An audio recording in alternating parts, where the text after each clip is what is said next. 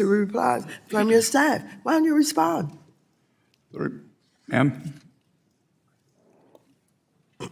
I guess you don't know why you didn't respond. Secretary Bessent, you worked in finance before, right? You will find bipartisan support on this committee for small businesses and the institutions that finance them. I worked with Trump's first Treasury Secretary to pass $12 billion in support for community development, financial institutions, and minority banks and credit unions. So I was surprised when Trump first tried to eliminate the CDFIs, but it caught you by surprise also. You said that the CDFI fund plays an important role in expanding financial access. Unfortunately, you were not very persuasive last week. Trump proposed to basically cut all CDFI funding. Now, let's discuss your job before becoming secretary. Your hedge fund had a secret sauce for how you would make money for investors, a proprietary trading strategy. As CEO, you guarded that strategy. You never allowed unrelated persons to access your firm's computer records, data, personnel files, and algorithms, right? And I'm sure you wouldn't have allowed just anyone unfettered access to copy, change, or to use those records, right? I suspect not. And that makes good sense. What doesn't make good sense is why, as Treasury Secretary and acting CFPB Director, you would allow DOJ unfettered access to the government system that handles trillions of dollars in payments to the proprietary business records of entities regulated by the CFPB, or most alarmingly, to the tax records of hundreds of millions of Americans. But you still threw up the gates of our finance system open to Elon Musk and his band of 22-year-olds. Yes or no? Do you know the level, type, or nature of the clearances and security training required for individuals to access the information held in the computers of Treasury, IRS, or CFPB? Yes, I do, and I think we would have a disagreement over the definition of the word unfettered. Mr. Secretary, did all the individuals working with DOJ who were given access to Treasuries and CFPB's computer databases receive all of the required clearances and security training before they were granted access? Again, they were granted read-only access at Treasury. There were two. So let me just say, DOJ employees. please, you can't filibuster here. This is not the filibuster playground.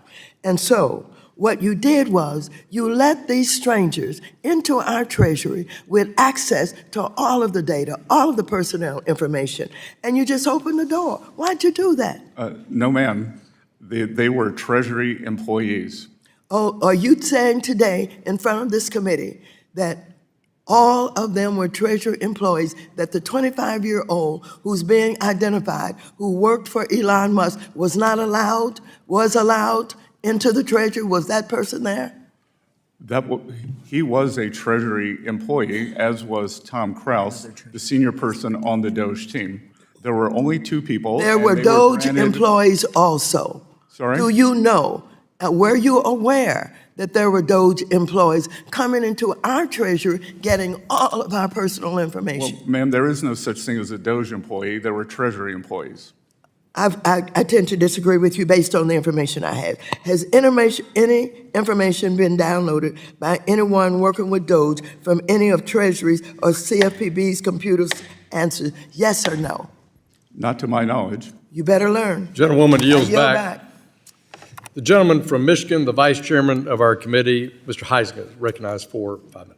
Thank you, Mr. Secretary, for being here. And I just have to note that it's ironic that this has been declared a no filibuster zone by the same people who walked out of a hearing yesterday in filibuster. So, and just to give you one quick brief moment, are you saying that there was no unauthorized or unsanctioned persons that had access to the systems that you are in control of? Again, there were two employees. Yep. There were very strict guardrails, and they were there for an ERP function. Yeah, so they were authorized and they were sanctioned. Yes. So not unknown, and Elon Musk wasn't one of those two people? No, to my knowledge, Okay. Mr. Musk has never been in the Treasury building. Okay, all right. I have to hit on Burma and a little crypto, and if we have time, China. So I want to thank you for your actions that Treasury took this past Monday regarding Burma. The KNA, the Karen National Army, has become a haven for transnational criminal organizations that run illicit operations such as human trafficking and smuggling. The group has strong ties to the Burmese army, which has targeted religious and ethnic minorities such as the Rohingya since the civil war broke out in 2021. While the U.S. and our allies continue to impose sanctions against the military junta, unfortunately, the atrocities continue. My district, the 4th District of Michigan, is home to approximately 5,000 of these ethnic Burmese. And I'm just asking you, we need to do more to protect the people of Burma and to stop the genocide. Yesterday, I reintroduced the Brave Burma Act, a bipartisan piece of legislation that would require the president to determine on an annual basis whether to impose stronger blocking sanctions against the Myanmar oil and gas enterprise, the Myanmar Economic Bank, and foreign persons operating in the jet fuel sector of the Burmese economy, which has been a tremendous amount of their revenue. And it further limits the junta's ability to borrow at the IMF, which I think is one of the issues that the chairman was touching on. So these actions would target the heart of the military junta's revenue. So can I get your commitment that you're going to continue to work with my staff and us on a bipartisan basis as we try to address these issues in Burma? Congressman, we're happy to work with your staff on this legislation, and thank you for your leadership on this issue. I share your concern about imposing consequences on persons who threaten the peace, security, and stability of Burma. Treasury has the tools to continue to take action for the people of Burma, and working with you, we will continue to do so. That's great. And what's frustrating is while some of these sanctions have been put in place, a sanction's only as good as the willingness to enforce it. And we have seen them receiving financial support, the junta, from around the world, especially, frankly, as they ramped up production during the last administration. So I'll note it's not just Burma, it's places like Iran, that this illicit activity that has gone around the sanctions has been allowed. In some cases, Treasury has granted these licenses. I sit on the Foreign Affairs Committee as well, and we see this all the time. I want to touch on crypto. Yesterday, as I had mentioned, the committee held a hearing with House Agriculture, or attempted to hold a hearing with the House Agriculture Committee. Turned into a very important roundtable as well regarding digital asset market structure reform. So can you quickly explain how important it is for America to take the lead here, especially as we see China leaping ahead? Yes, sir.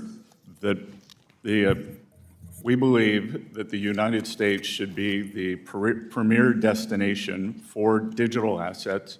And as members of this committee and the Senate are attempting to do, create good market structure around that, so that U.S. best practices are used around the world. And that's really the point, right, is having American U.S. best practices to sort of set the pace for others to follow, rather than us trying to fill in the holes that others that may be created as others set that pace. Yes, sir. And also that digital assets are an important source of innovation that will drive that can drive usage of the U.S. dollar around the world, as with stablecoin legislation. There is speculation that there may be up to $2 trillion of demand over the next few years for U.S. government securities from digital assets. My time has expired, but I'll send you my question regarding Chinese debt trap diplomacy. So with that, I yield back. The gentleman yields back. The gentleman from New York, ranking member of the Small Business Committee, Ms. Velasquez, is recognized for 5 minutes. Mr. Chairman, I want to raise a point of order, Yes, ma'am. but I don't want the clock to be eating my time. I'm sorry. Yes. I would like for the witness to be swearing in before I ask my questions. Chair doesn't see a need for that. You may ask your question. Your time can start the gentlewoman's time over at 5 minutes. Secretary Bessent, you were on CNBC earlier this week making claims saying we are very close and maybe we will see some deals this week on tariffs. So tell us, tell the American people, tell small businesses and consumers, tell retirees, specifically, which countries are you close to striking deals with? I'm sorry, Congresswoman, but that would not benefit the United States. No, I'm asking you a question based on the statement that you made on CNBC. And I am telling you that it would be detrimental to the interest of the United States for me to answer that question. Why will that be detrimental? Because as the negotiations may still be in process as we speak, as we are not at the end of the week yet, I am sure that you through your question, would not want to compromise the U.S. negotiating. Reclaiming my time. Would you? Secretary Bessent, the president goes into a press conference and claims that there are negotiations going on.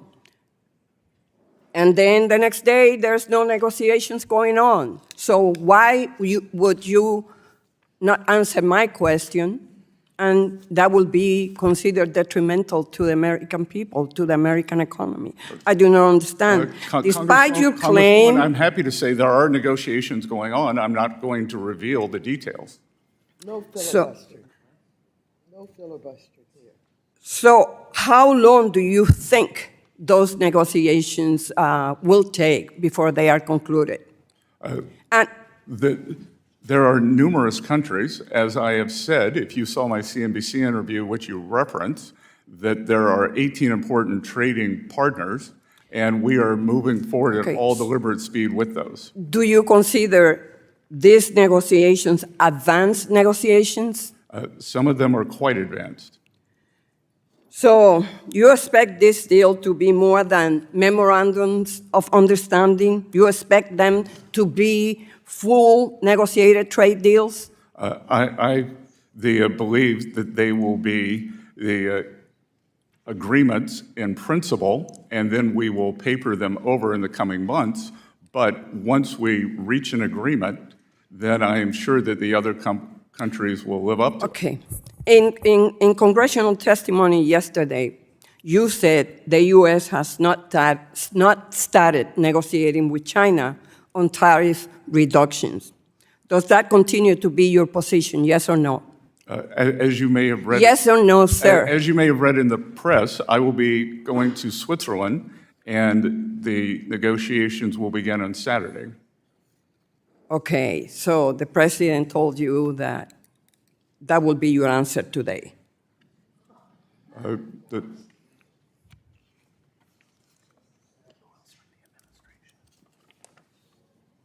So can you tell who from the Trump administration is engaged in those discussions Which discussions? with China? Trade discussions? Pardon? I'm sorry. Trade discussions, yes, sir. Well, the trade negotiations will be led by myself and Ambassador Jameson Greer, And, USTR. and what about Pete Navarro? Sorry? Peter Navarro, He will Is not. he- He will not be joining us in Geneva. thank God for that. Are those negotiations considered advanced? Pardon? Are those negotiations considered advanced? As I said, on Saturday we will begin, which I believe is the opposite of advance.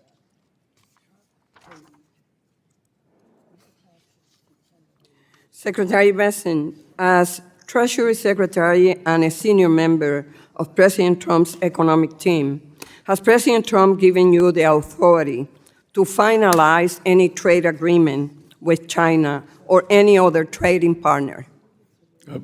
As President Trump has stated, he will have the final decision on any trade agreement. So you're telling me all of these increased prices, the stock market losses, the production delays are all based on the whims of Donald Trump, that you could strike the best deal with Canada, Mexico, or even China, that is completely in our favor, giving us everything the administration Gentlewoman's is time has seeking. expired. And if President Trump decides at any certain Gentlewoman's moment, time has for whatever reason, not to take the deal, that will be it. I yield back. The gentleman from Oklahoma, Mr. Lucas, who is chair of our Task Force on Monetary Policy, is recognized for 5 minutes. Thank you, Mr. Chairman. Mr. Secretary, as the dust has continued to settle after last month's episode of Treasury market volatility, can you give an updated assessment of those events, and how would you characterize the functioning of the market during that period? During the dust-up in Treasury The markets? How the market was very well functioning. It was volatile, but the underlying infrastructure worked quite smoothly, sir. Does the Treasury Department have the tools necessary to address market volatility? You've said you may increase the use of the buyback program. Are there other authorities that might be helpful to address the challenges of the market? Yes, sir. We have a very large toolkit that we can deploy, as does the Federal Reserve. Taking a step back, Mr. Secretary, can you provide us with a sense of what regulations the administration is working on to bolster resilience in the Treasury market, and the timelines when you would expect those changes to be announced? This is a core issue on the task force I and a number of my colleagues are working on. Sir, the auction sizes, the current issuance sizes leave us well positioned to address potential changes in borrowing needs.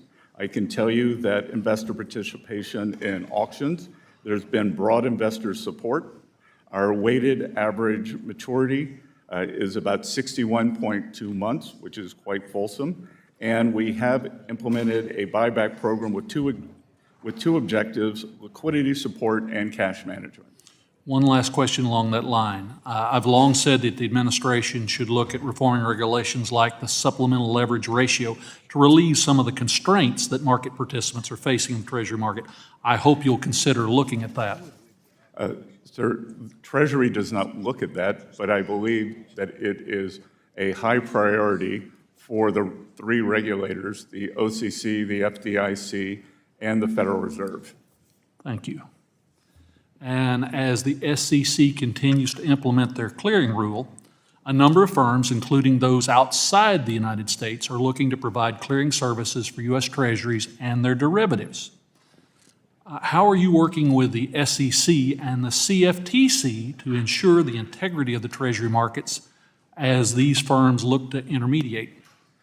Sir, the Treasury market is a global market, and we welcome new participants, and we want to make sure that best practices employed in the U.S. are also employed globally.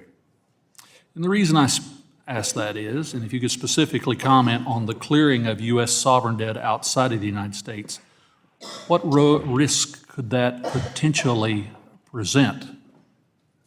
And I come at that from the perspective, if there's a challenge in the market, if it's a U.S.-based entity, then the regulators who would make the difficult decisions are here.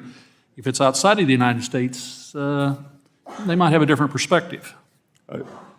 We are constantly studying that, sir. As of now, we do not believe that it presents a risk, but I will, as we continue our studies, I will have my staff interact with your team. Absolutely, Mr. Secretary. And one final question. Primary dealerships has become an expensive proposition for firms, which in one explanation for participants leaving the market, it's one of the many explanations. Should we be looking at ways to make the environment friendlier to investors wanting to become primary dealers? Sir, we saw at the recent auctions very low participation by the primary dealers, which tells me that there may be the regulatory function there that is preventing them from using their balance sheet for the benefit of the U.S. Treasury. So clearly, the task force that Chairman Hill was kind enough to set up and yourself, we have work to do. Thank you, Mr. Secretary. Would you yield? I would yield to the gentleman from Michigan. Thank you, and I can get my China question in, so I appreciate my colleague doing that. I want to talk a little bit about the international financial institutions, the IFIs, such as IMF, World Bank, and they're falling short of addressing key challenges. So China, whether it's in Africa or Burma, has really engaged in a debt trap diplomacy. How should the IMF really help borrowers take the fund's advice when it keeps giving China a free pass?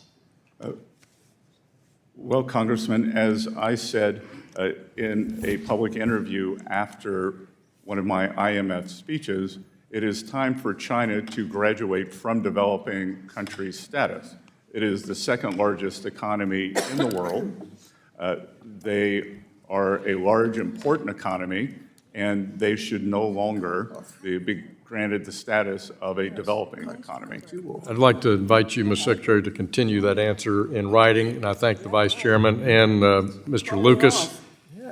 Let me call on the gentleman from California, the ranking member for our Capital Markets Subcommittee, Mr. Sherman. First, a parliamentary inquiry. Since the last speaker had an extra 30 seconds, can I have an extra 30 seconds? Right. Mr. Chairman, I would insist that you give the extra 30 seconds to the next. I would be happy to do that. Thank you. Mr. Chairman, I agree with you that special drawing rights should be increased only with congressional input, and I agree with Mr. Huizinga that we have to focus on Burma, Myanmar. I ask unanimous consent to put in the record a chart showing how the value of the dollar compared to other currencies has declined precipitously since Trump's so-called Liberation Day, and to also put into the record a CBO report issued just an hour ago that shows that Republican proposals to change Medicaid would in one case take 1.5 million people would lose their Medicaid benefits, and in another proposal would cost 3.9 million Americans their Medicaid benefits. Without objection. Also ask unanimous consent to put in the record a letter I sent to the Secretary, responded to by his Assistant Secretary, dealing with direct file, which means you don't have to pay TurboTax because the IRS has the software. And the response that I got, an absurd response, was basically, well, as long as, we just want to make sure TurboTax makes a lot of money, so we're not going to do that. Wait just a second. And I would point out that the IRS could send every American, for their voluntary use, a proposed first draft of the tax return, since you already have the W-2, you already have the 1099, and you don't have all the input errors that come from people doing their own returns. But that is something that your administration is stopping. I would ask you, Mr. Without objection. Yes. I ask you, Mr. Secretary, to provide for the record within 1 week your best estimate of when the U.S. will hit the debt ceiling and exhaust our borrowing capacity. Can I count on you to provide that for the record? Sir, the so-called X date is a moving target. I'd like your best shot. As I stated yesterday, we are moving on to the warning track, and we don't want to be on the warning track. And I would ask you to provide the Congress the best information you can, but I'm going to go on to another question. I represent one of the two areas devastated by the Los Angeles fires. I spoke directly and on camera to President Trump and asked him to exempt building materials from these tariffs. The National Association of Home Builders says that these tariffs will add $11,000 to the cost of these fire victims rebuilding their homes. Can you assure us that in a country where we have a devastating housing shortage in general, but we have thousands of people in Los Angeles have to rebuild their homes in particular, that these fire victims are not going to face this additional cost to rebuild their home?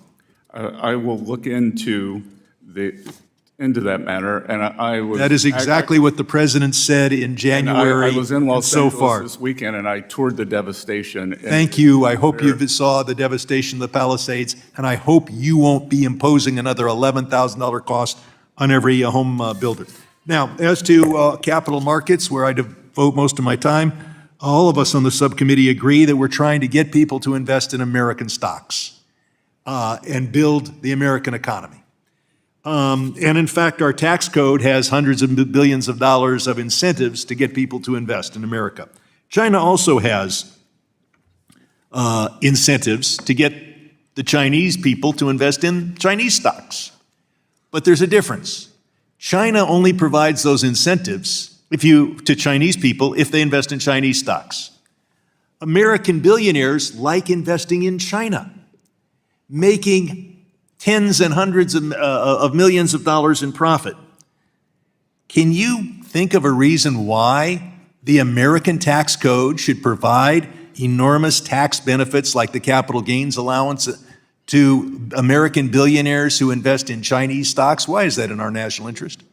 Sir, it's not just available to billionaires. If you were to buy... Right, so why do we want to encourage... buy a Chinese ETF, a very small Why investment- would we be neutral on whether I buy an American ETF or a China ETF? Don't we prefer American capital to be invested in America, or are we just fine with encouraging Americans to invest abroad? Well, sir, we don't want to close the capital account, and we do want investors to be Okay, able so... to maximize their judgment where they should invest. Let me go on to one more thing. I have said I wouldn't bet against the U.S., but Please, it's a free next country and question. people can. Next question. Abu Dhabi and United Arab Emirates just announced that they were going to give $2 billion to a stable coin put forward by World Liberty Financial. This stable coin pays no interest. So you and I are both finance people, just want to check my math. Assuming a 4% rate of return, is this interest-free loan of $2 billion worth $80 million every year to World Liberty Financial and its Trump owners? Sir, I haven't seen that. I don't know the expense ratio, and as far as I know, no stable coins pay interest. So the New York Times is wrong. Please read the article. I yield back. Gentleman yields back. The gentleman from Texas, Mr. Sessions, is recognized for 5 minutes. Mr. Chairman, thank you very much. Secretary, welcome. We're delighted that you're here. Part of the challenge against you this morning, and I'm sure some days, is the explanation of the tariff matter that President Trump has initiated and sticking by. I'd like to provide just my input on that, if I could, that I think that President Trump sees the relationship with China by what it really is, and that is an unfair relationship, one in which needs to be not only looked at, but really something done about it. And I know that while we have PNTR, it should mean that we treat them the same way they treat us, but that is not happening. President Trump, as part of these changes, has changed the de minimis rule, and that de minimis rule was the amount of money that a package, when it comes into our country under this circumstance, whether it was looked at or not, whether a tariff was paid upon it. And I believe that there were Chinese companies taking advantage of that. Some 4 million packages a day were coming to the United States. And I say were coming because I do not believe that that rate is still occurring. As a result of that, what happened is it contributed to the fentanyl issue that we had because we did not look at these packages with the same viewpoint that others did.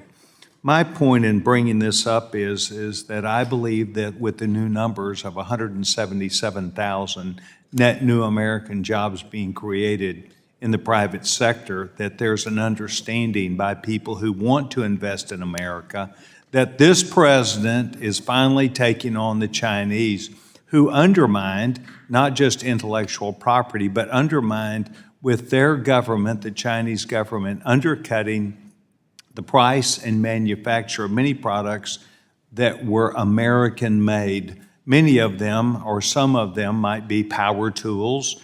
And of course, we know Craftsman is an American-made product. But it is not uncommon, was not uncommon for their tools to be on the internet at $400 or $500 and for a Chinese product to be brought in for $40 or $50. That undermined not just our intellectual property, but actually undermined the manufacturing that takes place in this country. And I'm delighted that you and the president are engaged in balancing that out, and I think that's what this 177,000 new American jobs net provided for us, because it's people who want to invest in the United States, knowing that finally we have a president that will protect that onslaught of Chinese goods undercutting American, not just jobs and intellectual property, but the events that take place therein. And I think this president has done a great job, and I want to offer my support for that, because I think that part of what the president has done is set a new challenge and mark for Americans now to pick up that part that was before challenged by China. Mr. Secretary, Russia still earns over $700 million a day in fossil fuel revenue that helps its war against Ukraine. And I think that most of us here would like to see Russia held accountable. Can you talk to me about sanctions that are or are being considered against Russia energy firms as it relates to selling their products to China? Yes, sir. And I will tell you that the Biden administration exercised, with regards to Russia and Ukraine support, a big dichotomy. On one hand, they were giving aid to government of Ukraine. On the other hand, their sanctions against the Russian Federation were very, very weak. The sanctions were just against some of the lower-level oil companies. There was a price cap that has never worked. On his way out the door, in a fit of bravery, the National Security Advisor, Jake Sullivan, raised the sanctions because the Biden administration had been worried about upsetting the oil price, pushing up oil prices during an election year. The Trump administration, through our energy abundance and signaling to the energy markets, crude oil is down about 20% thus far this year. And I read with great interest this morning that Russian Federation revenues were down 12% last month, which will put a dent in the Russian war machine, sir. Mr. Secretary, I hope that you'll find today Thank you, Mr. valuable for us and yourself, and I hope you'll know that we want Gentleman to come. from Thank you very much, Mr. Chairman. Gentleman from New York, Mr. Meeks, is recognized for 5 minutes. Thank you, Mr. Chairman. Mr. Bessent, I'm just a plain, simple man, the average, everyday American that's looking at this hearing today. So can you tell me first, does trade deficits constitute a national emergency? The hollowing out of the U.S. No, just yes or no. class. Yes or no? Yes or no, It's a sir? national emergency, sir. It does. It does. You're telling me trade deficits equals a national or creates? Persistent and prolonged. Okay. Yes, sir. And do you know also, sir, that for the last 4 decades, we've had trade deficits in the United States of America, and nobody said it was an emergency? Democratic and Republican presidents? You know what that says to me? That it's not an emergency because it hasn't been for 4 decades. It says to me that we should bring tariffs back to the United States Congress so that we can make that determination as the Constitution has said and not try to go around Congress.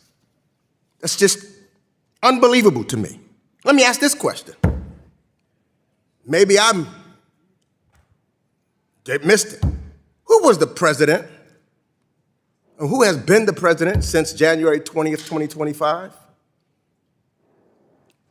Donald J. Trump. Okay. And who was the president in 2024? One believes President Biden. One believes? You one of those non-believers that the election, the American people didn't vote? I am not. You're not? You said one believes? Do you believe in the Constitution of the United States and it should be abided by? I believe in the Constitution of the United States. So you believe in it without any second thought. You don't have to think about it. You believe in it and you would abide by it. Is that correct? I have and I do, sir. Okay. Well, do you know that a president has said He may or may not. He don't know. Let me ask this question. I couldn't believe my ears. Sunday, during NBC's Meet the Press, President Trump credited himself for the strong economy in 2024 when Joe Biden was president, but then he blamed President Biden for a weak economy in 2025 when he was president. Now, I'm not so sure how the American people puts that together. In 2024, strong economy, he tries to take the credit. In 2025, when he's the president, he blames Joe Biden. That doesn't make sense to me. I don't think it makes sense to most Americans. And I hope, Mr. Secretary, you're a businessman, it doesn't make sense to you either. It can't possibly make sense to you. Let me ask this question. If a government, say, look, Argentina, I remember when I came here, and Argentina kept failing to pay its debt. Not once or twice or three times. And we were all upset about it, and we said that they needed somebody needed to take over their government. Somebody should help the president of Argentina. If the United States didn't pay his debt or something like that, we'd be very upset about that if we couldn't pay our debt. I mean, that's one of our focuses. Is that not correct? Sir, the United States will always meet its debt obligations. Always. Well, let me ask you this. Donald Trump, the deal maker, and you didn't answer Ms. Velasquez's questions, no deals, although he said 3 weeks ago that there would be deals. But Donald Trump, not once, not twice, not 3 times, not 4 times, not 5 times, but 6 times failed to pay his debts on his business and went bankrupt. And you're going to call that a good businessman? The gentleman's I wouldn't time has invest in that expired. company. The gentleman's time has expired. The gentlewoman from Missouri, Ms. Wagner, the chair of our subcommittee on capital markets, is recognized for 5 minutes. I thank you, Mr. Chairman, and I will try to keep my tone down. And I thank Secretary Bessent for your testimony. I, sir, am going to try to stick to the actual title of this hearing and why we're supposed to be here today, which is the state of the international financial system. So here we go. Mr. Secretary, under the Biden administration, Congress required Treasury to determine whether any Chinese financial institutions were engaged in oil purchases from Iran, no matter how small or how large the transaction. This determination would subject these Chinese entities to secondary sanctions, sir. And just last week, the president himself ordered such sanctions for any purchase of Iranian oil, which helps, obviously, the Ayatollah finance terrorism around the world. Mr. Secretary, can you describe how, well, I think we all know how Iran uses oil sales to fund its proxies, including Hamas, Hezbollah, the Houthis in Yemen, to the extent that there's any Yemen left. Treasury is now over half a year late with its statutory determination on Chinese buyers of Iranian oil. And I have 3 questions, sir, related to missing this deadline. The first is, why has it not been submitted to Congress? Had the previous administration done anything to prepare this determination? And third, when can Congress expect to receive it? To all 3 of those, I will have my staff get back to you on that. And the Representative Wagner, what I will tell you is that since I become Treasury Secretary, the Treasury has repeatedly sanctioned so-called Chinese teapot refiners who are very large buyers of Iranian oil. These are independent refiners away from the state-owned enterprises. We have begun that program over the past few weeks, and we will continue as needed. Good. Well, and I know that you're in negotiations with, I'll say, that 18th country, which is China. We are thrilled to hear of your trip there, and I hope that this is something that you will discuss with them in terms of their purchasing of Iranian oil that does nothing but lift up a regime that is funding terrorism throughout our world, I'll say. What actions has Treasury taken to combat cooperation between Iran and China on illicit finance and money laundering? Well, again, the secondary sanctions on these teapot refiners has been a very fulsome effort, and we will continue that. When President Trump left office, Iranian oil exports were between 100 and 300,000 barrels per day. Now they are 1.6 million barrels per day, which allows the regime to finance its terror proxies, not just in the Middle East, but all around the world. Correct. Yes, and we've seen it, and we've lived it, and it has caused unbelievable death, devastation, and grief, and resources, and loss of life throughout our world. And I am proud that the president himself endorsed sanctions just last week for any purchase, not just from China, of Iranian oil. So I hope that we can get a report on what's been happening with China. Switching gears, in February, several members of this committee and the Senate, including myself and the chairman, and the Senate Banking Committee sent you a letter voicing concerns about the European Union's Corporate Sustainability Due Diligence Directive, or CSDDD.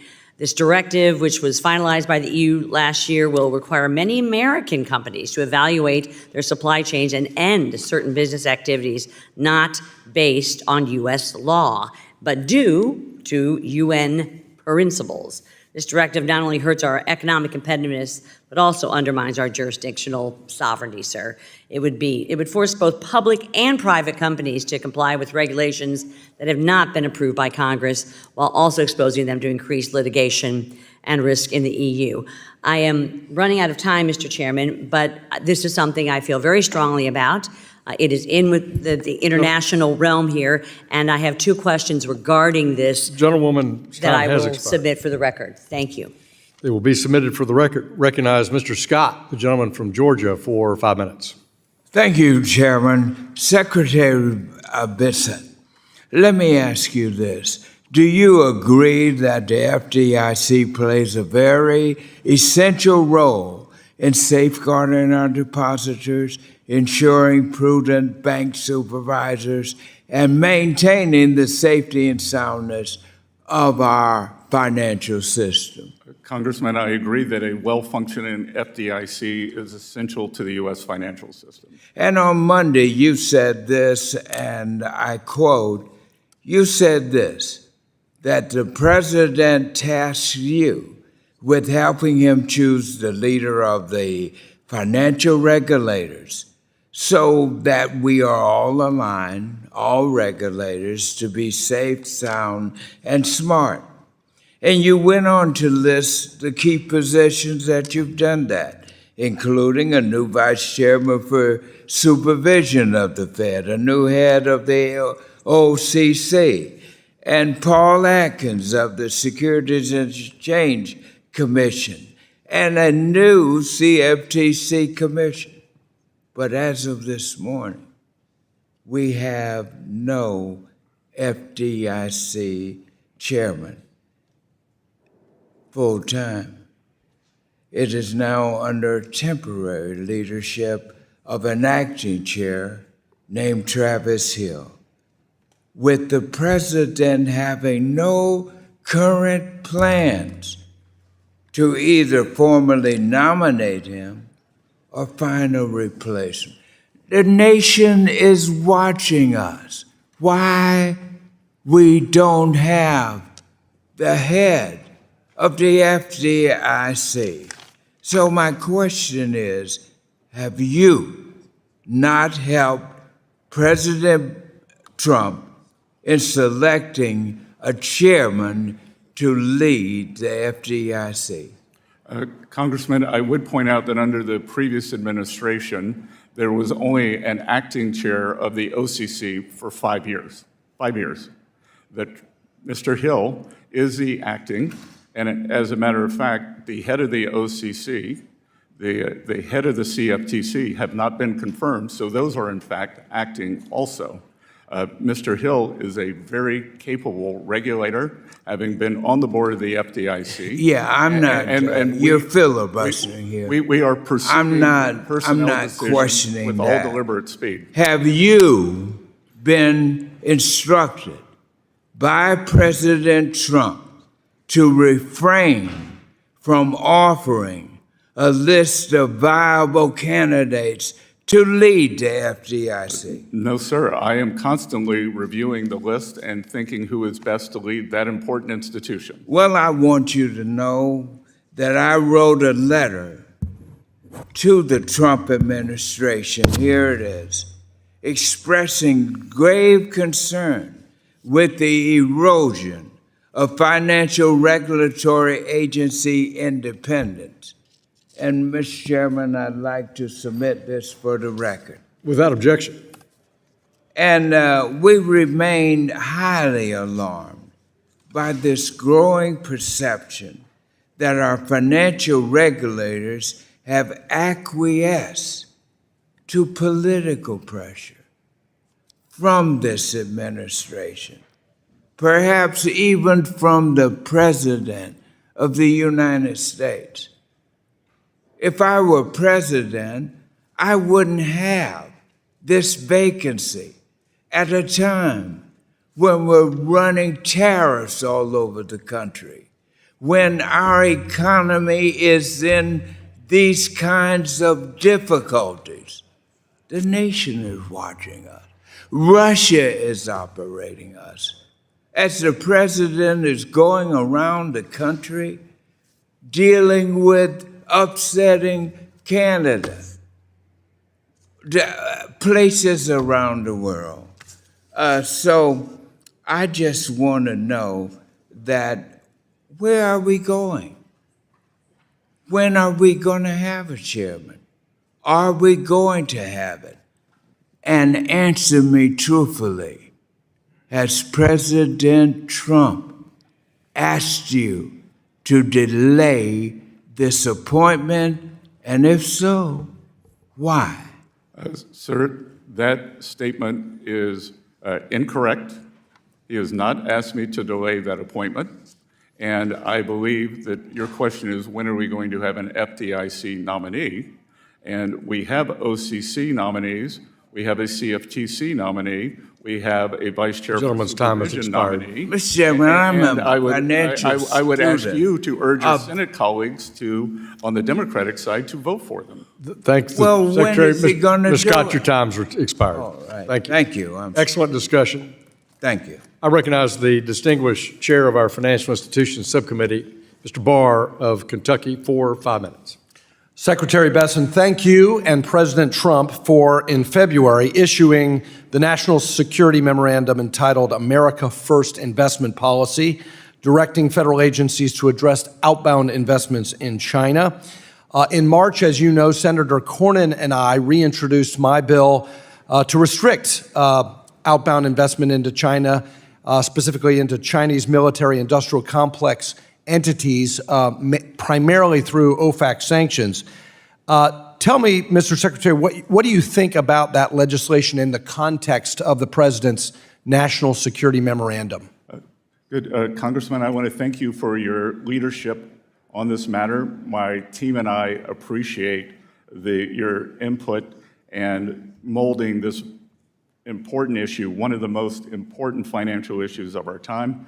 It is a new national security tool that we restrict the PRC from exploiting the benefits, and we appreciate that Congress wants to move forward legislation that is important and helpful, And we would like a bit more time for our process, including the work mandated by the President to inform the legislation so that it is durable because of the importance of this. Well, thank you, and I look forward to working with you and the President to align our legislation with the President's policy on this, and I want to give you and President Trump another tool of economic statecraft to increase President Trump's leverage in his negotiations with General Secretary Xi. This is a very important issue, and as you probably noticed, there was recently a $75 million venture investment into a Chinese artificial intelligence firm, Manus. Is Manus AI on the CMIC Treasury entity list? I will have my staff get back to you on that, sir. And I think the answer is no, and that's why we need this legislation so that our outbound restrictions look not just at entities, but also technologies of national security concern like militarized artificial intelligence that this entity, Manus AI, is doing. I would also note that the waiver authority that I embed in this legislation with Senator Cornyn would give you, as Treasury Secretary, the ability to authorize BlackRock or other U.S. firms to invest in Panama to displace the Chinese. So thank you for your collaboration with us on that. Secretary, you've said that with President Trump, we're going to reprivatize the American economy. That is music to my ears. That's music to the American people's ears. When federal bank regulators are talking about reproposing the Basel III endgame proposal, they have been saying now for a long time we should do it in a capital neutral way, abandoning former Vice Chair Barr's approach of a huge gold plating of bank capital. Since the Federal Reserve started to use the term capital neutrality in 2019, however, capital has increased by 10 to 20%, making the concept of capital neutrality really arbitrary. Large banks are now subject to stress tests, CCAR, GSIB surcharge, and a number of liquidity and resolution requirements. When looking at our bank capital regulations in the context of an America First agenda, Mr. Secretary, should we be aiming for capital neutrality, or should we be instead looking at capital levels that actually promote American competitiveness? Congressman, as you know, I've been very concerned about our community banks, our small regional banks, and the growth of private credit outside the regulated system tells me that many of the regulations may be too tight and that the business is pulled into the so-called shadow market.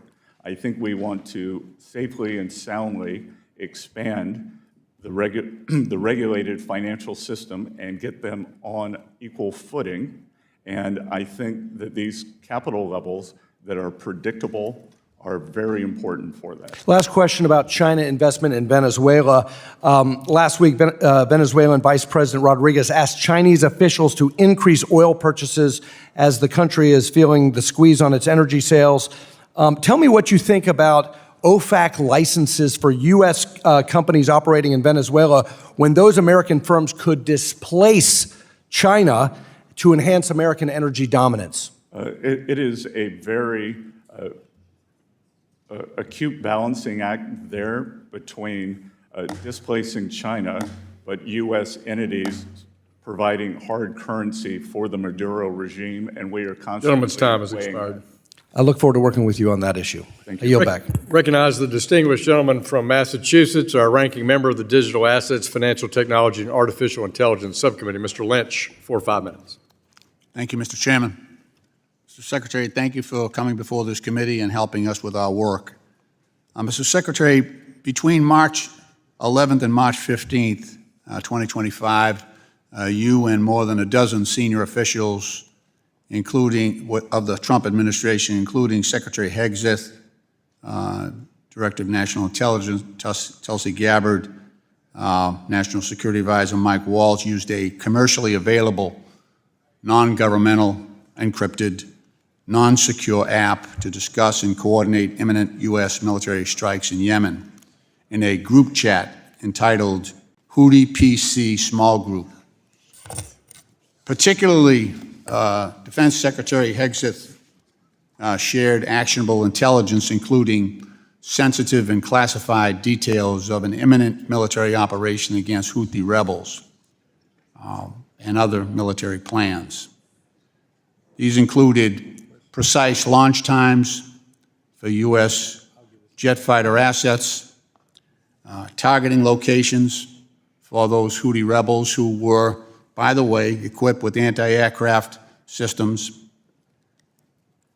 Mr. Hegseth shared the targeting sequencing against Houthi rebels and described the weapons systems, the U.S. weapons systems involved. National Security Council has confirmed that this signal chat was authentic and that you had participated.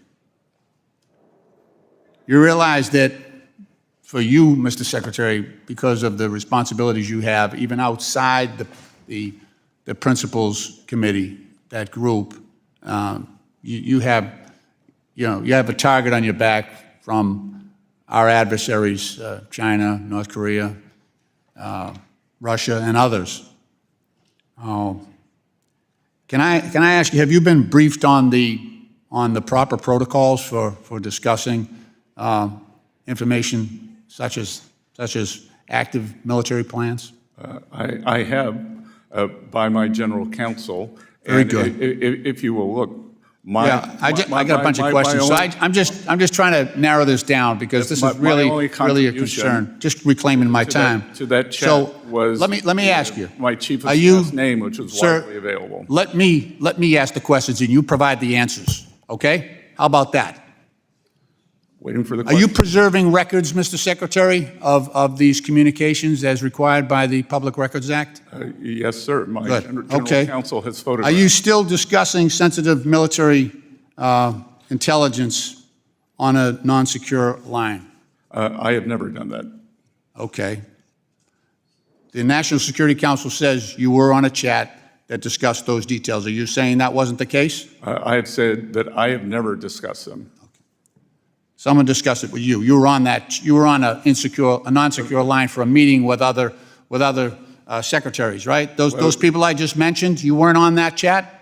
I was, but You were okay? That's discussing what I'm things- talking about. So you could have I am providing intervened. an answer You for could have you. brought it up. You could have said this is an insecure line. We shouldn't be doing this. We're putting our sons and daughters in uniform at risk. Pre-attack. You could have done all that. Mr. Hegseth, this is not involving you, but Mr. Hegseth afterwards did the same thing with a family chat. His wife, his brother, his sister, family attorney. You do understand the troublesome nature of that, right? Are you dismissing that and calling this a roaring success, as others have done, as the White House has done? This is troubling, and I just want the reassurances for this committee and for other members of Congress, other committees, and for, most importantly, for the families of Americans who send their sons and daughters, into harm's way, that put on that uniform. I just want the reassurances that we're not doing, this buffoonery has to stop, right? At some point, there are serious consequences to not complying with security protocols. Mr. Secretary, you're a smart guy. You're a smart guy. You didn't create this situation. You were drawn into it.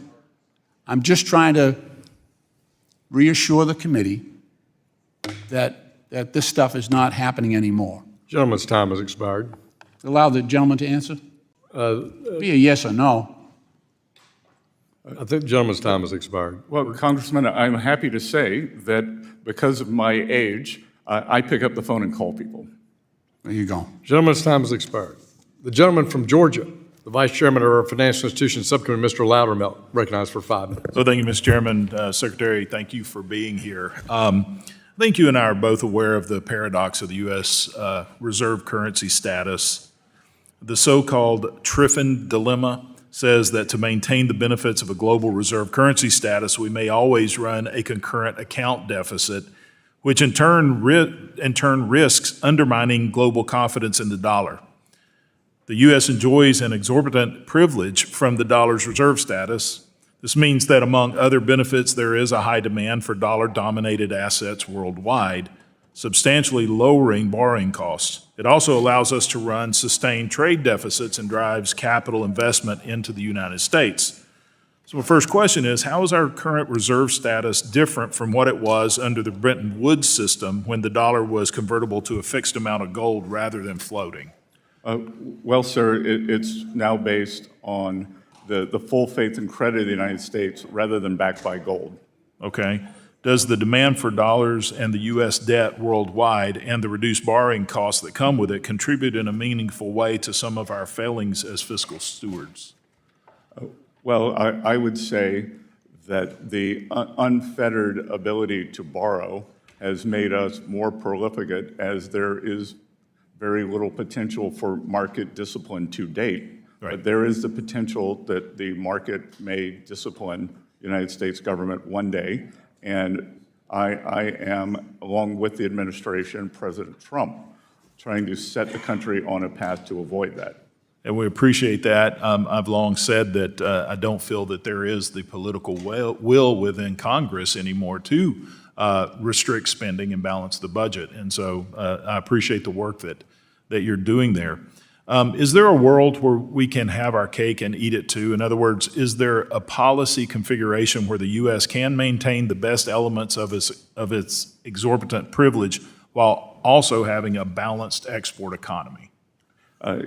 Yes, sir, there is. And I would point out that the exorbitant privilege, as I believe it was a French politician called it, does not always result in the lowest interest rates. Japan's interest rates are lower than ours. China's interest rates are lower than ours. Most of the EU interest rates are lower than ours. Okay. I want to shift gears just slightly. For several years, I've called for FinCEN to raise the threshold for currency transaction reports from $10,000 to some higher value. Working on legislation, have been for the last several years, and I do have legislation again this year on that. If adjusted for inflation from the 1970s, this threshold would be somewhere between $74,000 and $80,000. But we haven't. We're still stuck at that $10,000 limit. In your opinion, what threshold value best balances privacy and compliance costs against the utility that these reports have for law enforcement? Congressman, I am not sure what the equilibrium level is. What we have discovered, so you were talking about the threshold for a suspicious activity report. Or the currency transaction report, yes, which is in a segment. So we are now examining that, and we are finding that sometimes higher is better, sometimes lower is better. We have discovered that there are approximately 40 counties on the U.S.-Mexico border that account for a substantial amount of nefarious behavior by the cartels. So we have lowered that to $200, and we are finding great efficacy there in pushing the cartels back into Mexico and not allowing them to deal in the United States. So I would say, sir, it's a moving target. Okay, and I can understand and appreciate that. One of the issues that we have from a nationwide status is the compliance cost that goes to small financial institutions, and even from law enforcement, the complaint is trying to find illicit financing currently is like looking for a needle in the haystack because of the pure volume of reports that are being made.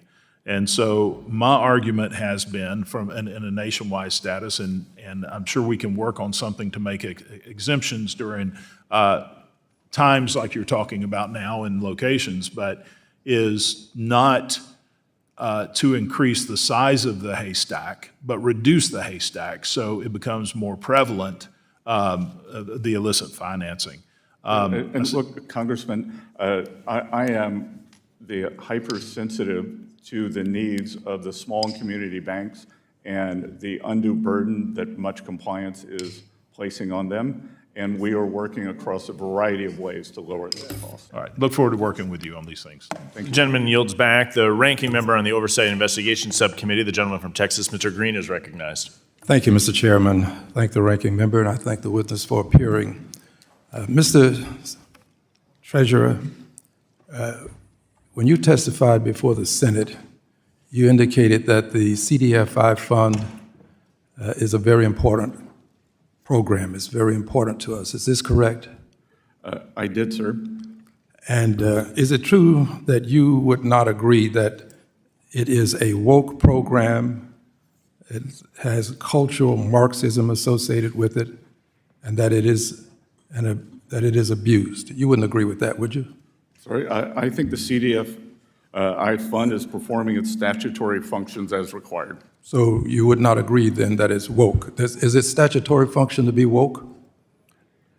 I've never seen that in the statute, sir. Okay. What about Marxism? Is that associated with it in the statute?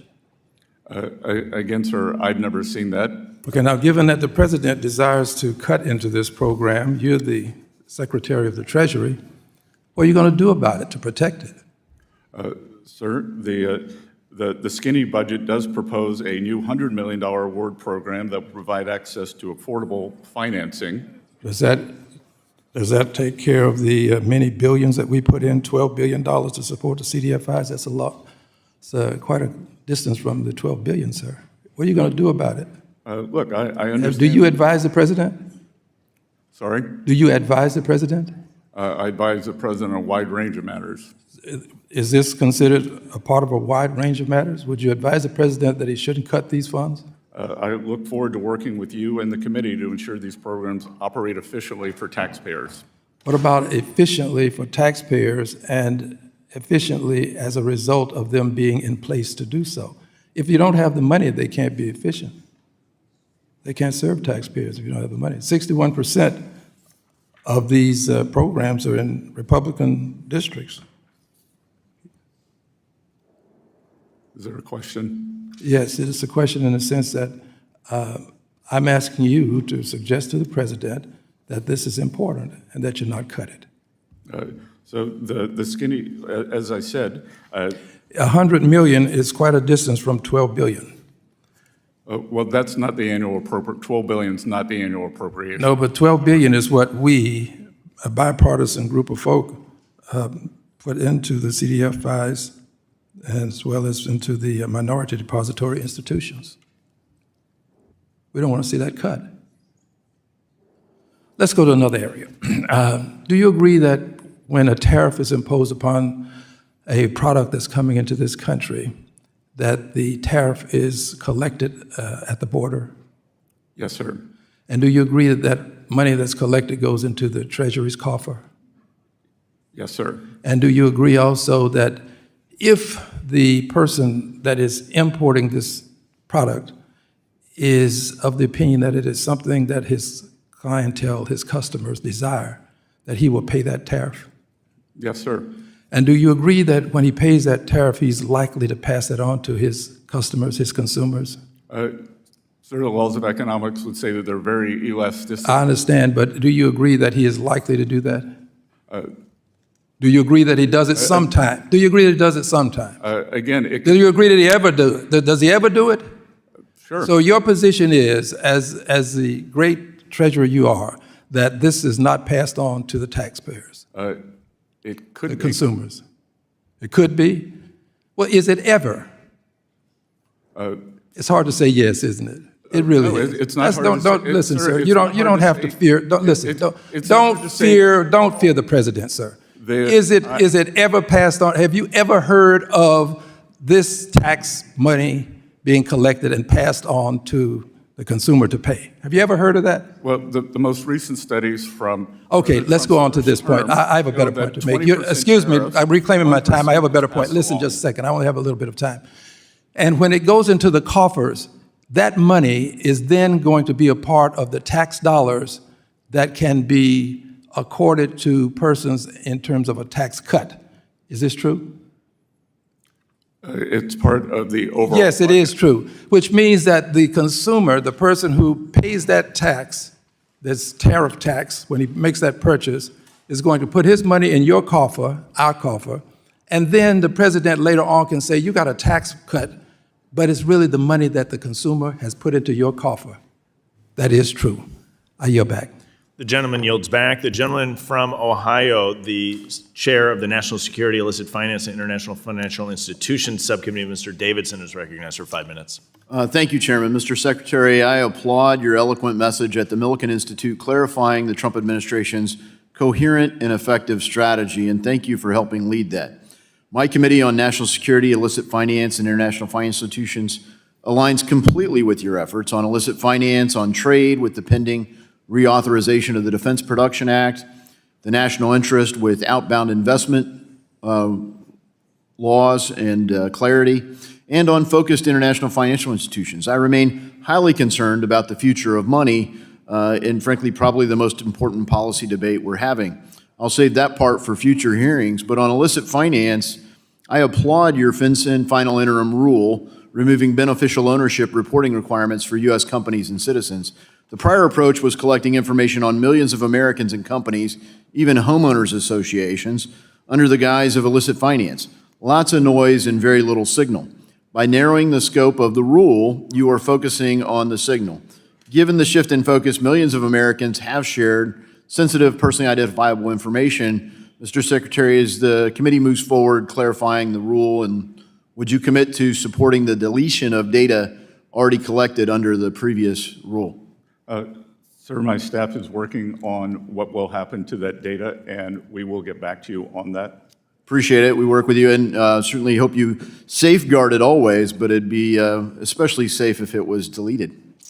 Speaking of legislation, my bill, the Chinese Currency Accountability Act of 2025, it would require the Secretary, you in this case, to instruct the United States Governor of the United States Executive Director at the IMF to use the voice and vote of the United States to oppose any increase in the weight of the Chinese RMB in the basket of currencies used to determine the value of special drawing rights.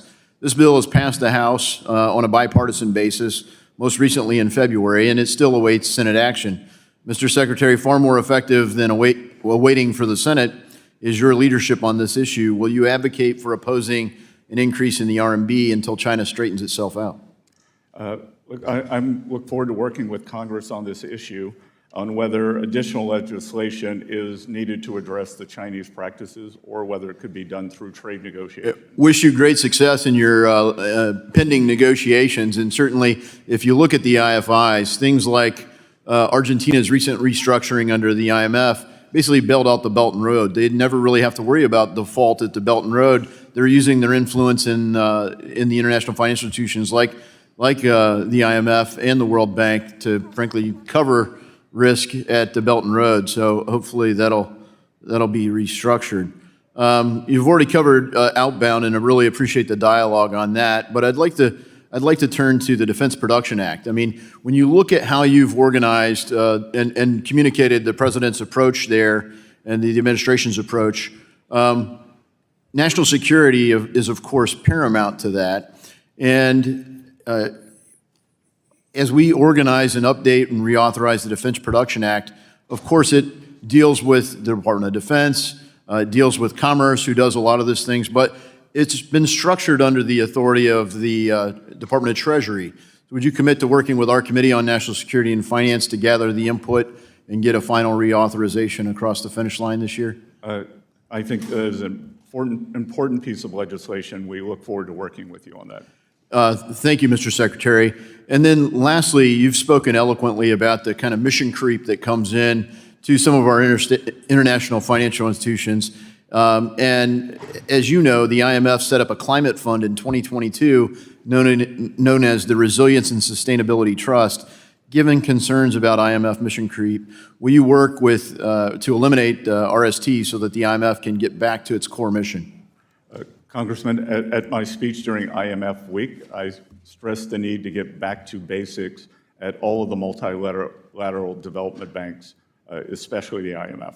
Yeah, thank you. And I mean, the World Bank's spending a massive amount on that. And as Chairman Hill and I met with the Inter-American Development Bank, they highlighted things that they were doing to deal with natural disasters, that are important for tourism for them. So some of this is characterizing things that are really infrastructure for those countries as climate change, maybe to appease the previous administration. I'm confident you'll get it right to the extent we can be helpful in that as we reauthorize these programs, and we consider doing it. I thank you for your clarity talking about American leadership there so that America's interests are focused with the use of Americans' resources. I thank you for your steadfast work and your testimony today, and I yield back. The gentleman yields back. The gentleman from Illinois, the ranking member on the Financial Institutions Subcommittee, Dr. Foster, is recognized for 5 minutes. Well, thank you, Mr. Chairman and Secretary Bessent, for your appearance here today, as well as your very nice courtesy call where we were able to identify areas of common interest like digital citizenship. I'd like to speak today about the strength of the U.S. dollar and the decline of U.S. manufacturing, which, as you know, I'm very concerned about. I started this company back when I was 19 years old that now provides over 1,500 manufacturing jobs in the Midwest. And it's not been easy. We started our company in the beginning of the Reagan inflation. Then we had to live through all of the Bush policies and the China shock that occurred on his watch. We lived through just all the ups and downs of this, and it's not an easy thing. And now, in terms of the strength of the dollar, it's affected by many things. It's including central bank policies, interest rates, tariffs, and the balance of trade. But in the long run, I believe that the strength of the dollar reflects the world's confidence in the U.S. economy, in the competence of U.S. leadership, in the value of products made by American workers, and our reputation as a fair place to do business and the rule of law in America. Now, Secretary Bessent, earlier this week, you ran an op-ed in the Wall Street Journal echoing many of the points you made in your testimony. And in that op-ed, you promised, inter alia, more jobs, more manufacturing, more deregulation, lower taxes, less national debt, all while maintaining a strong dollar. On the other hand, Stephen Mirren, Trump's choice for the chair of the Council of Economic Advisors, wrote a paper last year arguing for weakening the dollar through something he called the Mar-a-Lago Accords, which you have reportedly been placed in charge of negotiating. The president himself has just been all over the map on almost a daily basis on whether a strong dollar or a weak dollar will make America great again. So my question is, what is it? Does the administration support a strong dollar or a weak dollar? Sir, I'll work a little backwards. C. Head Myron paper was when he was in the private sector, and I think it related to a range of outcomes. Two, that I believe that the conditions for a strong dollar, they are important for international competence. And again, when we think of strong dollar, what is a strong dollar? Is it the composite on the Bloomberg of all currencies? Is it a trade-weighted dollar? And then we can also look at bilateral relationships, because much of that could be not so much a strong dollar, but other countries manipulating and suppressing their currencies, which would we lived through that in the Bush administration and his non-reaction to what China was doing. I know all about that. But I think it's interesting to look at the historical record here. And I think, I have behind me, a plot of the strength of the U.S. dollar under recent presidents. And I believe your staff has a copy of a one-page handout that could be given to you if it's easier to read. And what it says is remarkable, that it says that under every president, from every Republican president, Reagan, Bush Jr., Trump 1, or now Trump 2, the dollar has weakened. Under every Democratic president, without exception, Clinton, Obama, Biden, the dollar has gone up significantly. And I don't think that's an accident. I think it's because of all the factors, including predominantly the confidence that the U.S. will maintain a well-regulated and well-governed economy and a fair place to do business. Now, and also on that handout, which I think has that actually been given, do you have the copy of the handout with the graphs on it? It's double-sided, single page. We can get you another copy if you want. It also has, the argument in favor of a weak dollar, it should make manufacturing easier in the United States, make our, that's one of the arguments for it. But if you look at the historical record here, if you just look at, for example, change in manufacturing employment under Democratic and Republican presidents, it's remarkable. For longer than you or I have been alive, Democratic presidents have increased manufacturing employment, and Republican presidents have decreased manufacturing employment. You know, from FDR, Truman, Kennedy, Johnson, Carter, Clinton, Obama, and Biden, all increased manufacturing employment. Eisenhower, Nixon, Ford, Reagan, Bush, Bush 2, it all dropped. Okay, I don't think this is an accident, but the thing I want to ask you about is how did the Republicans manage to weaken the dollar and weaken manufacturing employment at the same time? Because it seems like that's completely crossways to the narrative that we're hearing from this administration. Well, sir, the gentleman's time has expired. The gentleman's time has expired. The Secretary can answer in writing. The gentleman from Tennessee, the Vice Chairman on Oversight and Investigation Subcommittee, Mr. Rose, is recognized for 5 minutes. Thank you, Chairman Stile, and I want to thank Chairman Hill and Ranking Member Waters for holding this important hearing, and Secretary Bessent, thank you for being here with us today and answering our questions. Secretary Bessent, given that the Mint, the U.S. Mint's own fiscal year 24 report shows that the nickel, the U.S. nickel now costs 13.78 cents to produce, and that experience in other countries suggests that our nickel production or demand would double, triple, maybe even multiple times beyond that if we eliminate the penny. Is Treasury analyzing the risk that stopping penny production alone could actually worsen our coinage losses or seigniorage losses by pushing annual nickel losses well past $200 million? Congressman Rose, that we have looked at this and we believe that it is possible by changing the composition of the nickel to bring down the cost to 5 cents or less.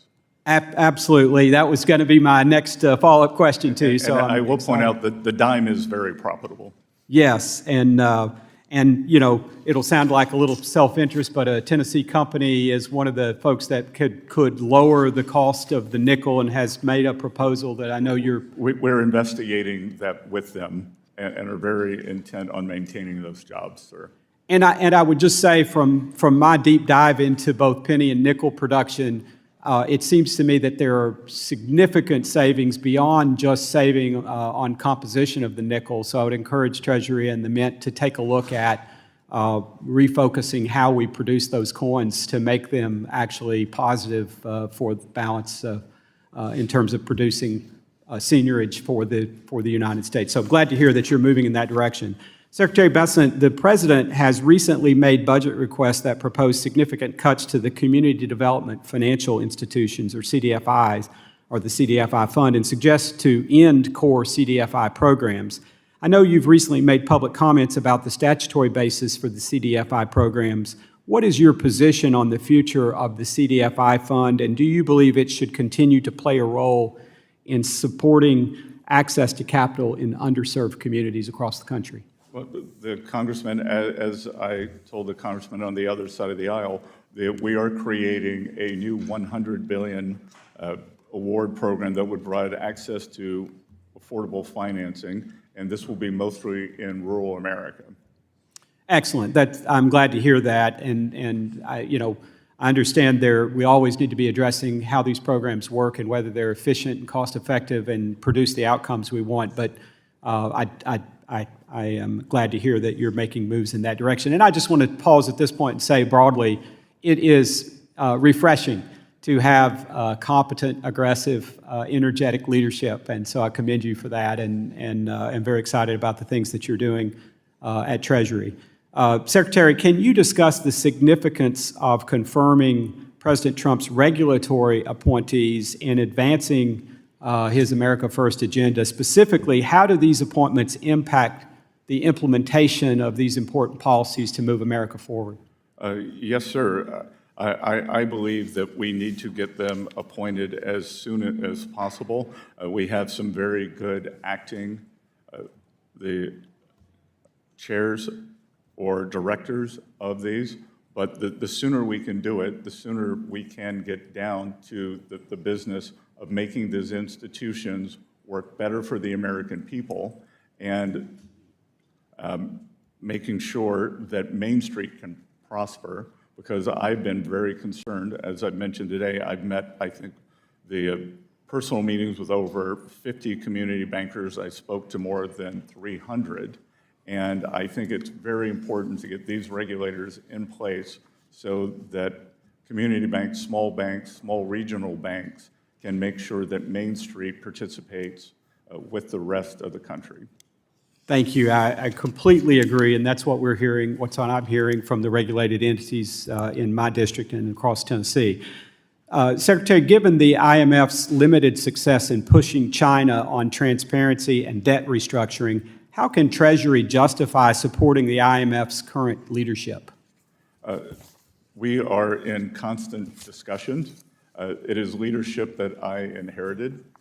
Thus far, they seem very open to the Trump agenda, America First, and advancing the issues that most affect the United States and working Americans, so we will keep pushing them on that. Thank you, Mr. Secretary. Mr. Chairman, I yield back. The gentleman yields back. The gentlewoman from Ohio, the ranking member on the National Security, Illicit Finance, and International Institutions Subcommittee, Ms. Beatty is recognized for 5 minutes. Thank you, Mr. Chairman and Ranking Member, and to you, Secretary Bessent. The Trump administration has alleged that detecting and deterring transnational criminal organizations such as Iranian terrorist groups and their proxies is a priority for national security. But on March 2nd of 2025, your department announced that it would not enforce any penalties or fines associated with the BOI reporting rule, nor will it enforce the CTA against U.S. citizens, domestic reporting companies, or their beneficial owners. So I'm a little confused of how you square those two things. So my question is, can you explain to, or would you explain to the American public how you undermine the bipartisan CTA and expect law enforcement and national security agencies to quickly and effectively know the true owners behind shell companies registered in the United States now that foreigners, including a drug cartel, gang members, could register a company in the United States with no state or any federal ownership reporting requirements? And I remind you, in your testimony, you talked about illicit actors. Well, these are some of our illicit actors. The Congresswoman, an overwhelming majority of the domestic entities that you're describing are hardworking Americans with small businesses. We bifurcated the bill, and any foreign entities must still file. So are you saying to me it's not true that they must file and the foreign entities must file the BOI? Yes. We bifurcated the CTA program that domestics do not have to. So maybe I'm asking it the wrong way. So it appears that they are doing it registering to avoid the transparency of who the companies are. I'm not sure what your question is. I'd be happy to answer it. So I guess I'm looking at it as, and if you're saying it is not true and that they now are complying and completing the BOI, so let's take it one step at a time. So you're saying everybody is completing the BOI. You're enforcing it.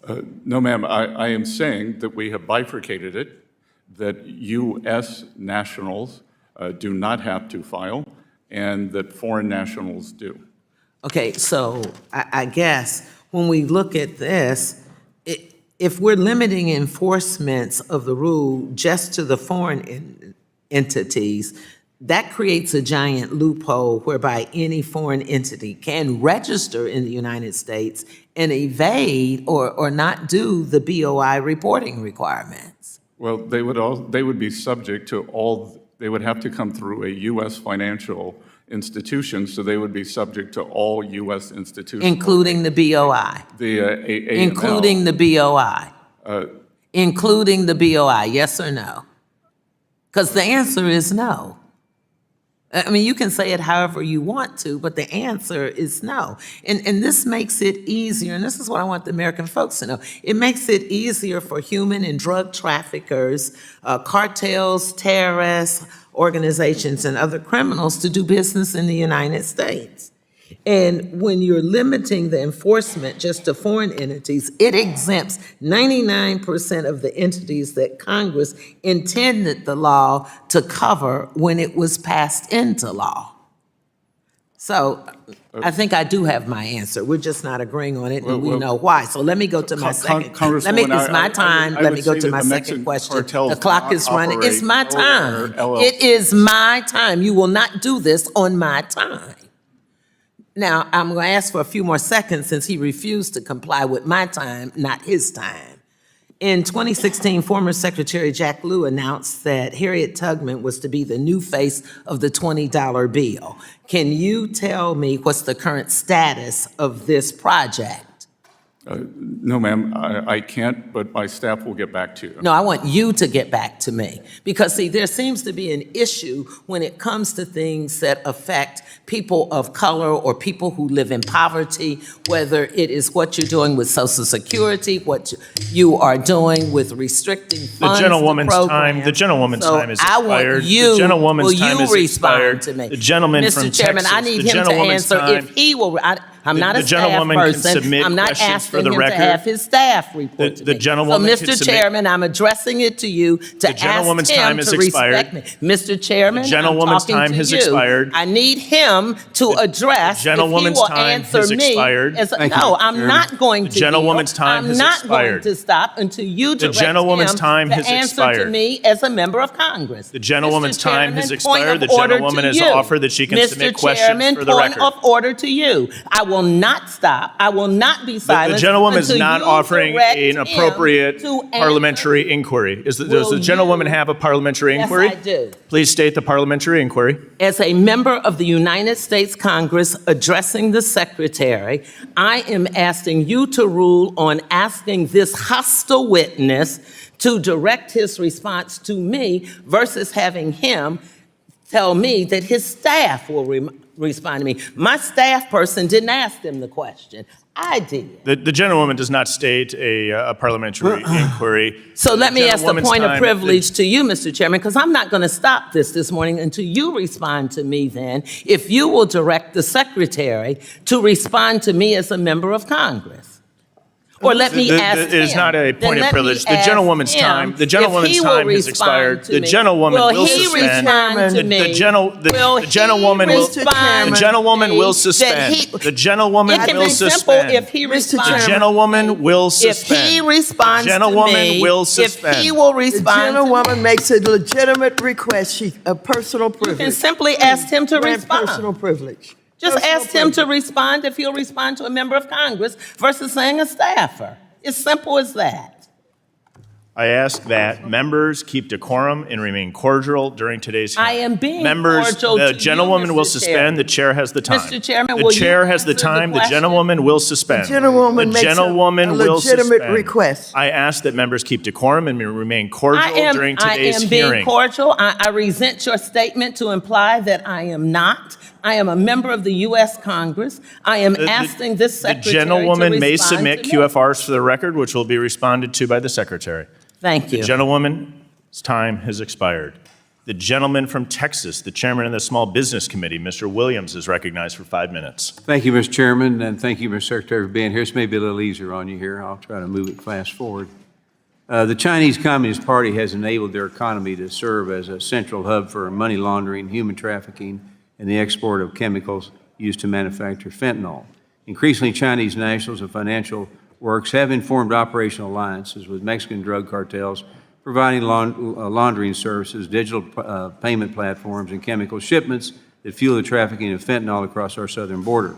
These criminal partnerships exploit the international financial system and pose a direct threat to U.S. national security, public health, and financial integrity. So my question, Mr. Secretary, is can you elaborate on the steps Treasury is taking to disrupt the flow of illicit financing, money laundering, and drug trafficking between Chinese entities and Mexican drug cartels?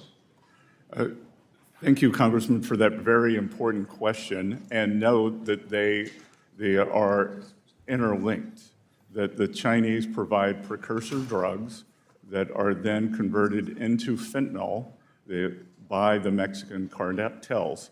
And just today, I signed an order that will be made public within the next few days, identifying Chinese entities who are engaged in the fentanyl trade. Great. Far too long, China has taken advantage of the international financial system and has become the world's largest creditor.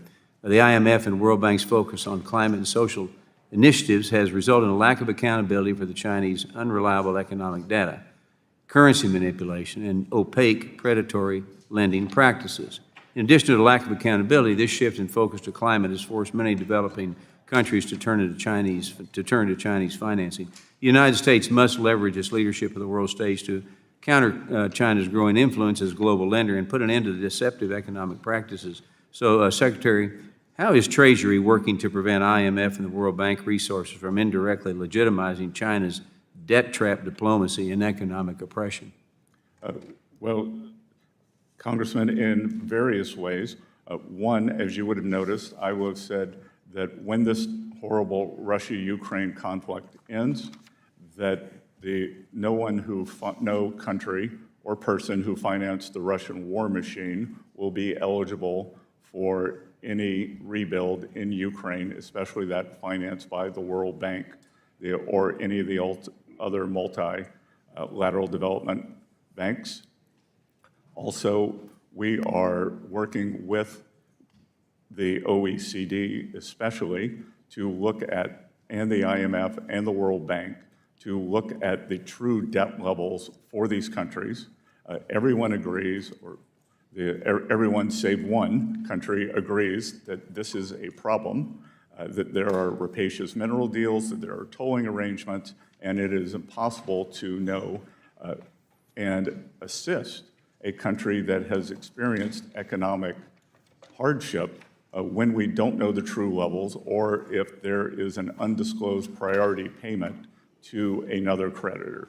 Let me try to get to my last question. I was encouraged to hear that you are taking a fresh look at the bank regulatory framework to better reflect actual risk and ensure a level playing field across the financial system. And as part of that review, I hope you'll consider where U.S. regulations may be putting banks and financial institutions at a disadvantage compared to our foreign competitors. In particular, I urge you to weigh the combined impact of proposals like Basel III Endgame, the GSIB surcharge, and leverage requirements, especially whether these changes could limit banks' ability to support the economy and compete globally.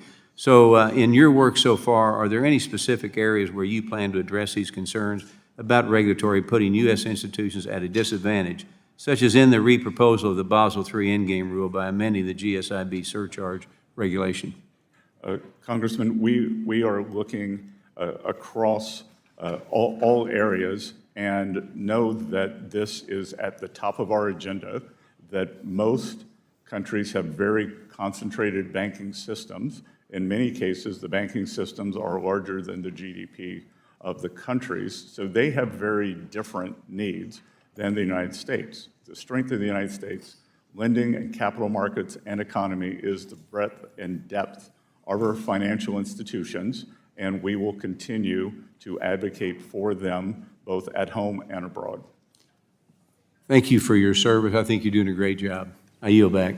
The gentleman yields back. The gentleman from California, the ranking member on the Task Force on Monetary Policy, Mr. Vargas, is recognized for 5 minutes. Thank you very much, Mr. Chair and ranking member, for holding this hearing. Mr. Secretary, welcome. It's great to have you here. I want to thank my colleague and friend from Texas for asking the question about Russia. Do you consider Vladimir Putin a war criminal? Yes. Would you negotiate with a war criminal? I think that's the nature of diplomacy. One must negotiate with both sides, sir. So you will be negotiating then with a war criminal? I believe that negotiation was needed with the Japanese after World War II. Okay. Thank you for that answer. Are you familiar with what President Trump has called his One Big Beautiful Bill? Yes, sir. Could you describe the basics of that bill? It is a combination. The core of that bill is to make the 2017 Tax Cuts and Jobs Act permanent. If this, what he quotes, a big, beautiful bill passes, will the deficit go up or will the deficit go down? I believe over time, the deficit to GDP, which is the important number, even Secretary Yellen agrees with that, will stabilize and go down. So next year, will it go down? Sir? Yes. I believe, yes. You say, so if the big, beautiful bill passes, you believe the deficit will go down next year? The deficit to GDP will.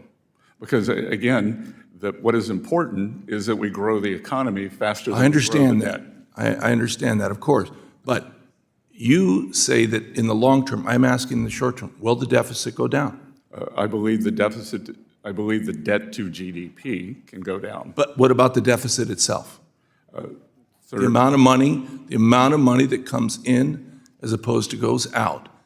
Will the deficit go down next year? will it go down from 2024 and 2025? I believe it will, because these are Okay. extraordinary What levels. about the long-term debt? Will it go up or down if this big, beautiful bill passes? Again, sir, it's while the absolute... I think the reason you're having a hard time answering, it's I'm pretty not simple. having a hard time answering, because what is important I've given you plenty of isn't the time. absolute level of debt. It is, as Secretary Yellen said, the debt to GDP. So that if our GDP were 100... Everyone is talking about the $37 billion. Is it going to go up or down? Sir? Yes. Is it going to go up or down? It will likely go up, but if the Okay. GDP goes up And faster, I think that's the interesting thing. My colleagues on the other side always talk about reducing the debt and reducing the deficit, and yet the hypocrisy of trying to pass the big, beautiful bill that will cause both of them to go up. No, sir, I did not say the deficit. No, I know you didn't say it. You're trying not to say it, but that's exactly what's going to No, happen. I actually said it would not go up. I know you did. And just to be clear... You said the number would go Just up. to be clear, last year, 6.7% deficit to GDP. No, I'm asking the number. I'm asking the actual number. No, we're looking at, see now. The previous administration. We're asking the about largest numbers in here. history when we were not in a recession and not... I'm not going to let you get away with that one, because it's very clear what's going to happen if they pass their bill. The deficit's going to go up, and the debt's going to go up, and we're going to see the hypocrisy of them always saying, cut the budget, so the deficit's going to go down, and the debt's going to go down. It's not. It's going to go up. Now, I do want to ask you about the independence of the Fed. Yes, sir. You have kind of been on both sides of the fence on this. You seem to say that we need an independent Fed, but at the same time, you said there should have been a shadow Fed. Sir, since taking office, I have refrained from commenting on Fed monetary policy, and I have said that monetary policy is a jewel box that must be preserved. Okay, great. And lastly, I do want to ask this, because a number of my colleagues have brought it up about elite, the coastal elites. Where did you go to school? Sorry? I grew up in Little River, South Carolina. And what university did you graduate? 500. You graduated from Yale. You were part of Wolfhead's Society, Congressman, one of the big three. Congressman, I worked 3 jobs to put myself in Yale. Believe me, when I my grew up just as classmates poor were as you did. I bicycling through understand that Europe. too. But the thing that I always get is, the funny part is, I always talk about the coastal elites. You're a billionaire that went to Yale. I don't hold that against you. Vice I just President find it Vance put interesting that himself my through colleagues Yale on are the always GI Bill. talking about the coastal elites, and yet the president and yourself are both coastal elites. Thank you. And I made all my own money, sir. The gentleman yields back. I recognize myself for 5 minutes for the purpose of asking questions. Secretary, thank you for being here. Earlier today, you referenced the electric slide. I'll share my concerns that during 4 years of the Biden administration, we were sliding behind foreign competition, in particular in the digital asset space, from the Bahamas to China. And I want to ask you, what would happen if we put our heads in the sand, if we object, if we walk out of that type of leadership role, which I think is so essential, to make sure that the United States continues to lead the way in Web 3 as we did in Web 2. And in particular, how does the leadership in digital assets play into President Trump's broader agenda? And specifically, how do dollar-denominated stablecoins impact dollar dominance in Treasury markets? Congressman, thank you for that very important question. Our goal is to encourage firms to reshore, bring back to the United States best practices, their digital asset innovation and experimentation here in the United States without scaling back their ambition to influence the global industry. The administration's efforts to promote clear regulatory frameworks for digital assets will contribute to this goal. So will ongoing efforts to promote fair access, interoperability of payment technologies across all borders. We will continue to support private sector solutions and discourage public sector solutions that distort markets and stifle competition. Let me jump in. Let me jump in because I think that's spot on.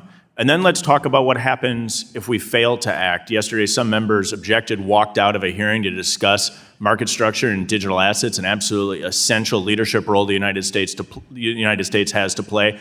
What happens if we walk out on our responsibility to lead in the digital asset space? And what would occur if Web3 center of gravity shifts away from the United States to countries like China or other locations? Well, numerous things could occur, sir. As we saw under the previous administration, an entire ecosystem, the unregulated and renegade, springs up outside the U.S., and illicit actors abuse the value of these transfer systems, and there is a technological loss here. Can you walk us through or share any of your impressions from the conversations you've had with your counterparts abroad as it relates to their experience with regulating in the digital asset space? They believe it's very important, and I believe that they are a little worried that the U.S. is willing to restore its leadership here. And as I said earlier, there is a chance that digital assets can provide a substantial source of demand for the U.S. dollar. In my bill, the Stable Act, which regulates dollar-denominated stablecoins, we give the Treasury the authority to identify which foreign stablecoin regulatory regimes are comparable to ours. What are the key aspects of comparable regime, and are there lessons or criteria that we can draw from other similar areas in the financial services space? Congressman, I think that we have the blueprint with the bank regulation and adherence to anti-money laundering laws around the world, financial stability, and I would guess that 70% of the countries would be very easy to judge yes, no, and then there will be another group. That's why I believe that some of the bills encourage phasing this in.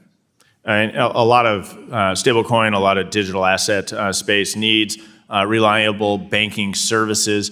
Could you comment briefly on how the Treasury is working with bank regulators to ensure that financial institutions can safely participate in this emerging industry?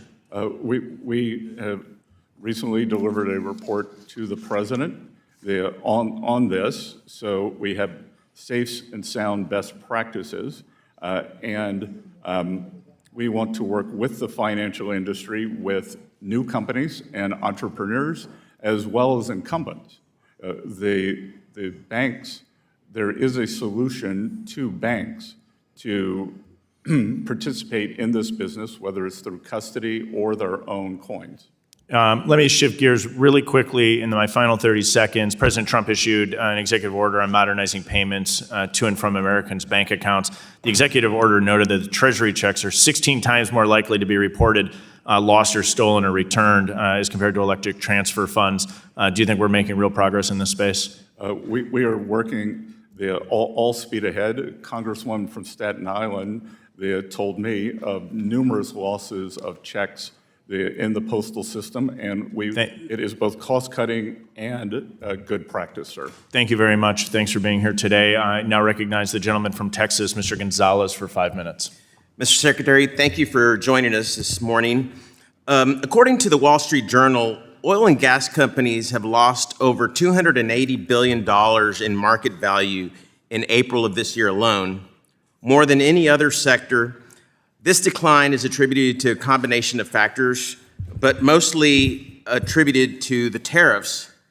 At a recent Dallas Federal Reserve meeting, a veteran CEO, energy CEO, said, quote, I have never felt more uncertainty about our business in my entire 40 years in the industry, and this turmoil is no accident. It's a direct result of Mr. Trump's vandalism.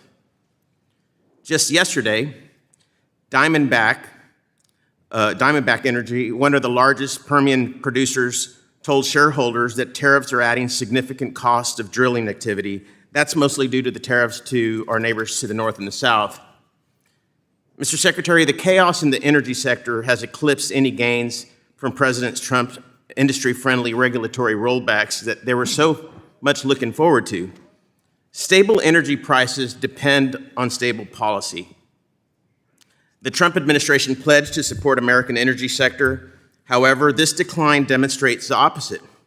Given these outcomes, how do you reconcile the administration's stated support for energy sector with policies that appear to have directly undermined its stability and global competitiveness? Sir, I would take issue with the idea that it was tariffs. We have seen one of the largest decreases in the underlying price of crude in history. That's right. So, but 100%, there's not a single energy CEO in America right now that would agree with you. They are all attributing their downfall right now, the troubles that they're having, to the tariffs, and they need some relief. What's the administration going to do? Congressman, you and I must speak to different energy executives because I speak to them quite often. Well, I spoke to API today. I will note that OPEC has done a substantial supply increase, and the history of substantial OPEC supply increase. And the tariffs are just making it worse. China is no longer buying our LNG, neither is a lot of other countries around the world. So, I think we've seen Harold Hamm, the head of Continental Resources, has said that he is reshoring his supply chain, and he believes that over time, he did not save any money by outsourcing the equipment. Secretary, overseas. Our energy industry is hurting, and they need your help. And I know you're a smart man, and you're one of the most stable people in this administration. You need to talk to the president about this. This is hurting the industry, and it's hurting the American people, and more needs to be done. I have another question that I want to talk to you about that's hopefully a little easier, and it has to do with our shrimping and fishing industry. As you may know, our domestic shrimping and fishing continue to experience economic hardships caused by an increase of foreign imports, high fuel prices, labor shortage, immigration regulation, all to make matters worse. Plus, we have flooded the domestic seafood markets with foreign farm-raised shrimps, many which are subsidized by by American federal dollars in the international financial institutions. We need to put an end to this. What are we doing in terms of tariffs to helping this industry that is hurting? If we want to talk tariffs, there are some that work, and I think this is certainly an industry that needs a lot of help. It's been ignored. It's on the verge of collapse. If we continue down this path, we will rely on imported seafood and certainly imported shrimp, which is hurting the worst within the seafood industry. And I don't know how familiar you are with this industry, but I'm curious to hear your opinions and what can be done to improve this. Well, sir, as I mentioned earlier, this coastal elite grew up in a fishing village that when I was young was 500 people, so I'm very attuned to that. And again, on one hand, you're saying you don't like tariffs, on the other, no, I don't like tariffs on our energy sector. Yeah, we do need tariffs in certain industries. This is one of them that I think would make sense. I agree, and I'd be happy to work with you on this. We've worked with the Alaska delegation extensively on what's happening with Russian illegal fishing and illegal or sales to China that's then transshipped back to the U.S. So we'd be happy to work with you on this. I'd love that. Okay, I'll be in touch with you. Thank you so much, and I yield back. Thank you. Gentleman yields back. The gentleman from South Carolina, Mr. Timmons, is recognized for 5 minutes. Thank you, Mr. Chairman.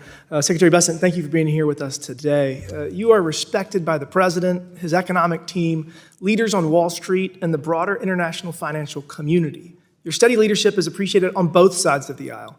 And after an abysmal 4 years, it is encouraging to see thoughtful and serious leadership guiding this discussion once again.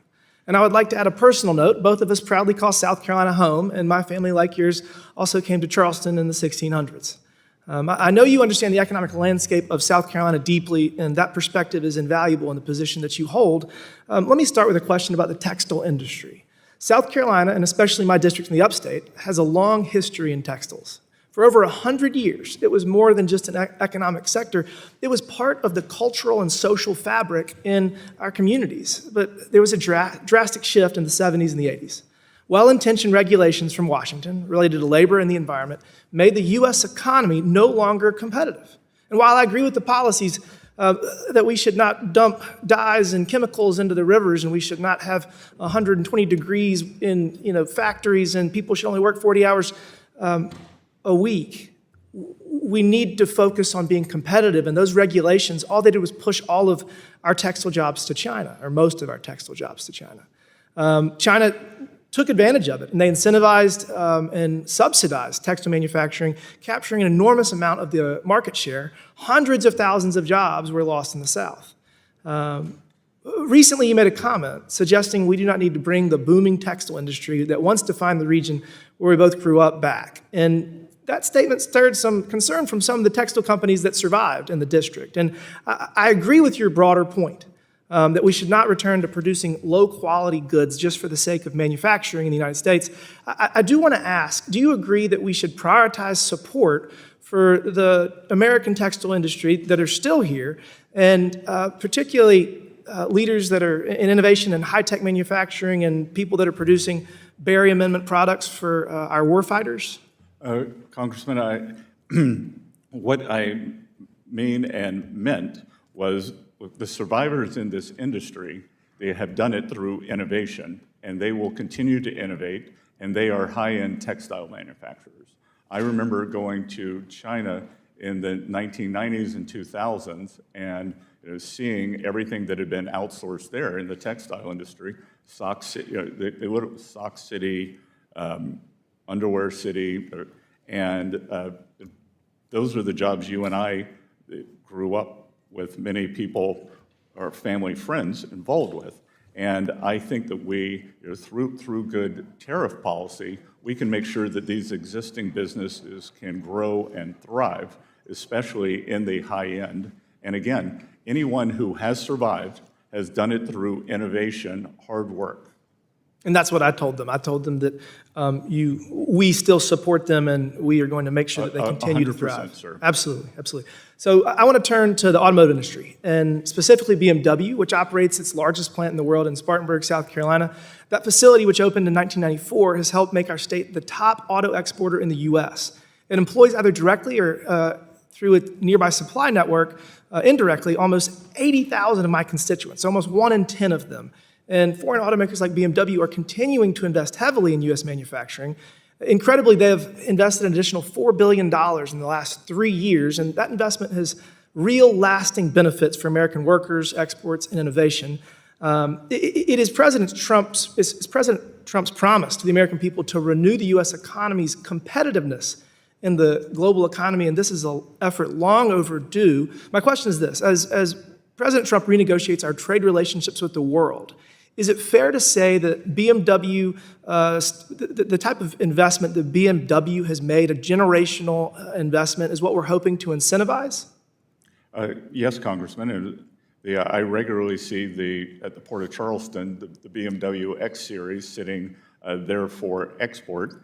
And I think that the president recently met with the heads of the 3 German auto companies and is working toward a solution for more American content and more made in the U.S. rather than just as assemblers. So it would be more jobs in your district. And that message was heard loud and clear, and they're going to continue to invest. They've been a very good partner, and I'm just excited because interest rates coming down, energy costs going down, regulatory relief, a more fair trade deal. We are going to be the best place to start to grow, to build a business, and I appreciate your leadership in that regard. Thank you, sir.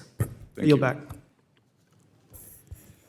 Gentleman yields back. Gentleman who's the vice ranking member of the full committee, Mr. Caston, is recognized for 5 minutes. Thank you, Mr. Chair. Secretary Bessent, I'm starting my 7th year in Congress, and in those 7 years, I have never received more phone calls from my constituents on any issue than the hack into the Treasury payment system earlier this year. As you know well, this is the system that manages over $5 trillion a year of federal payments, payments to taxpayers, payers to Social Security beneficiaries, payers to embedded foreign assets who are overseas and undercover, and it has their personal information and their routing information. This is a purple district. People were nervous. We sent a letter to your office along with 150 colleagues asking 20 questions. Your response that we just received was non-responsive on all 20. Mr. Chairman, I'd like unanimous consent to enter those two letters into the record. Without objection. I want to get through a lot of those questions right now, Secretary Bessent, and I would ask you to be as brief as you were in your response, but I would very much like a more fulsome answer in writing. In January, the New York Times reported that you pressured David Lebrick out of his role overseeing that after he refused to grant that access to people that Elon Musk had imposed. Can you confirm the accuracy of those reports? That's incorrect, Mr. You met with him on January 30th, put him on administrative leave, and he left the day later. Is that accurate? I did not put him on administrative leave. Administrative leave, I asked him to take, I met with him 90 minutes So you're denying the New York Times report? Was it your choice? I am adamantly saying that the New York Times is inaccurate. Okay, all right, fine. That's yes or no. New York Times is inaccurate, fine. He was not placed in administrative leave, and he subsequently resigned after sending numerous emails. Sir, I'm just asking for yes or no questions. If you want to be voluminous, please write me a letter. Was it your decision to terminate Mr. Lebrick, or were you pressured by others? He resigned. Who made the decision to put him on administrative leave? You or someone else? Again, sir, he was not put on administrative leave. That is highly okay, so you're inaccurate. denying the New York Times. Highly Fair inaccurate. enough. Tom Krause, you a fan of him, who's now playing that role? Yes. Okay. You'd mentioned earlier he was in that role. Do you agree that that role includes duties that include managing Treasury's payment system to ensure timely Social Security payments, overseeing auctions for U.S. Treasury bonds, which determine interest rates, and ensuring the U.S. doesn't breach the debt limit? Would you agree that that's all part of the functions of that job that Mr. Rouse is now holding? No. No? Shocking? Okay. Does Mr. Krause have any prior experience in government service? He does not, neither do I. Does Mr. Krause have any prior experience in the financial sector, which of course you do? What's that? Just, you can answer me. You don't need to, I'm doing this solo. You don't need the people behind you to help you. Does Mr. Krause have any prior experience in the financial sector? He had, in the financial sector, yes, he's put together more than 100. No. Did he work for a bank? Did he work for a hedge fund? Did he work for a private equity firm? He worked for a private equity firm. He's the CEO of a software company. He's done more than $100 billion of tech deals. He runs a software company. He's still the CEO of that software company, isn't he? I'm not sure. He is. Is it your view that that job that he's holding is a part-time job? I'm not managing $5 trillion a year of distributions. That's a part-time job, or does that require full-time? No, sir. He is not managing $5 trillion a year of distribution. He is doing a tech upgrade, an ERP system. That's all that Mr. Lebrick was doing, was a tech upgrade? Sorry? Mr. Lebrick, who said, I'm not going to allow people to hack into this system. He was just doing a tech upgrade? Or you've downgraded what that job function is? Mr. Lebrick was in charge of 1.5 billion payments a year, which 1/3 did not have a task identification. Sir, come on. So he had failed. Come on, we're going to move along. The chairman, notably a moment ago, did not swear you in, so you are not under oath right now. February 4th, in your response to a Senate Democrats letter, you said that Mr.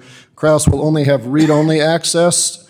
A moment ago, in response to our chair, you said, and I quote, they were only granted read-only access at Treasury. You're not under oath right now. You could be, but you're not. Mr.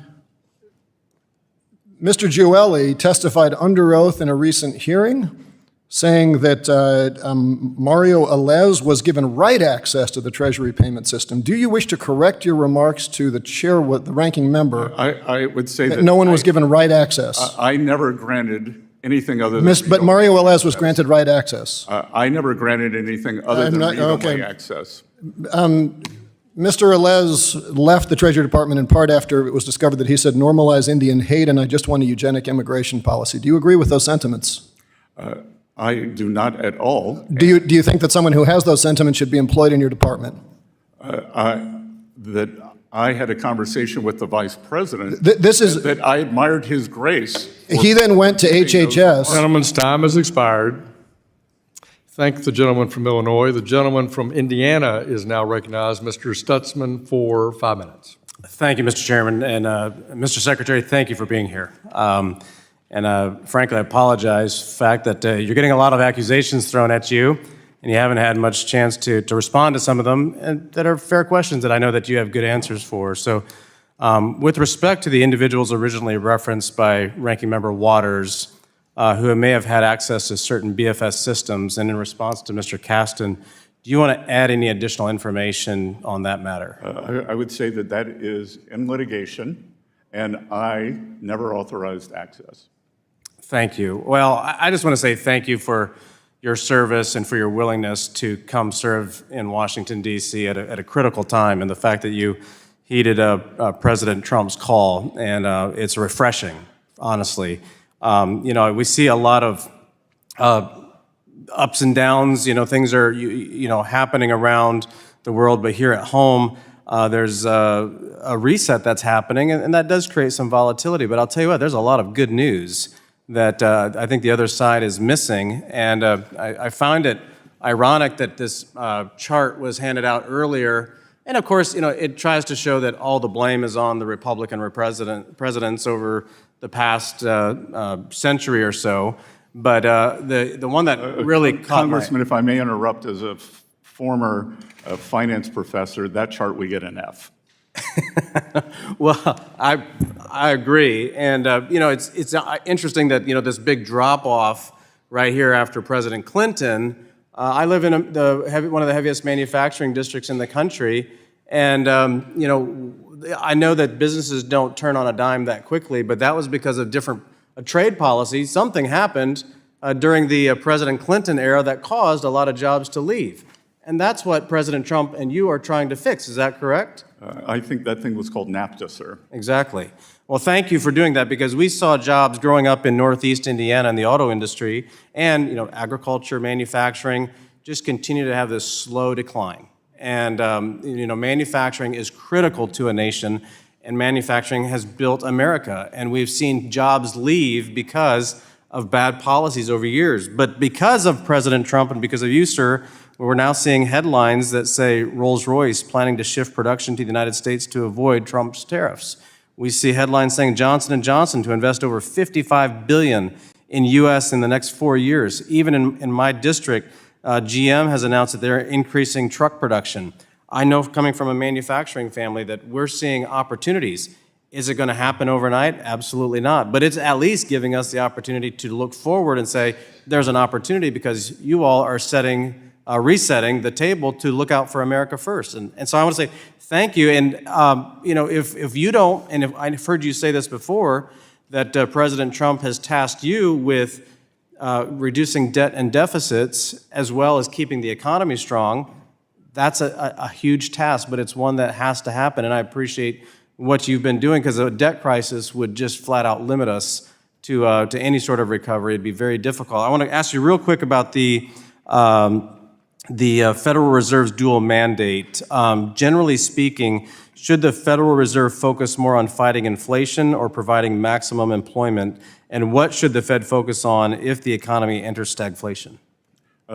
Sir, I would just comment on monetary policy in general rather than the Federal Reserve. I think the two are inexorably linked. And as we saw during the terrible inflation during the Biden years, that employment picked up, but that was a slingshot effect as we came into post-COVID recovery that financed by debt-fueled government spending, and we are trying to end that. So the Federal Reserve should focus on both, and it's at different times. But look, keeping inflation down, President Trump won because of, I believe, because real wages for working Americans dropped.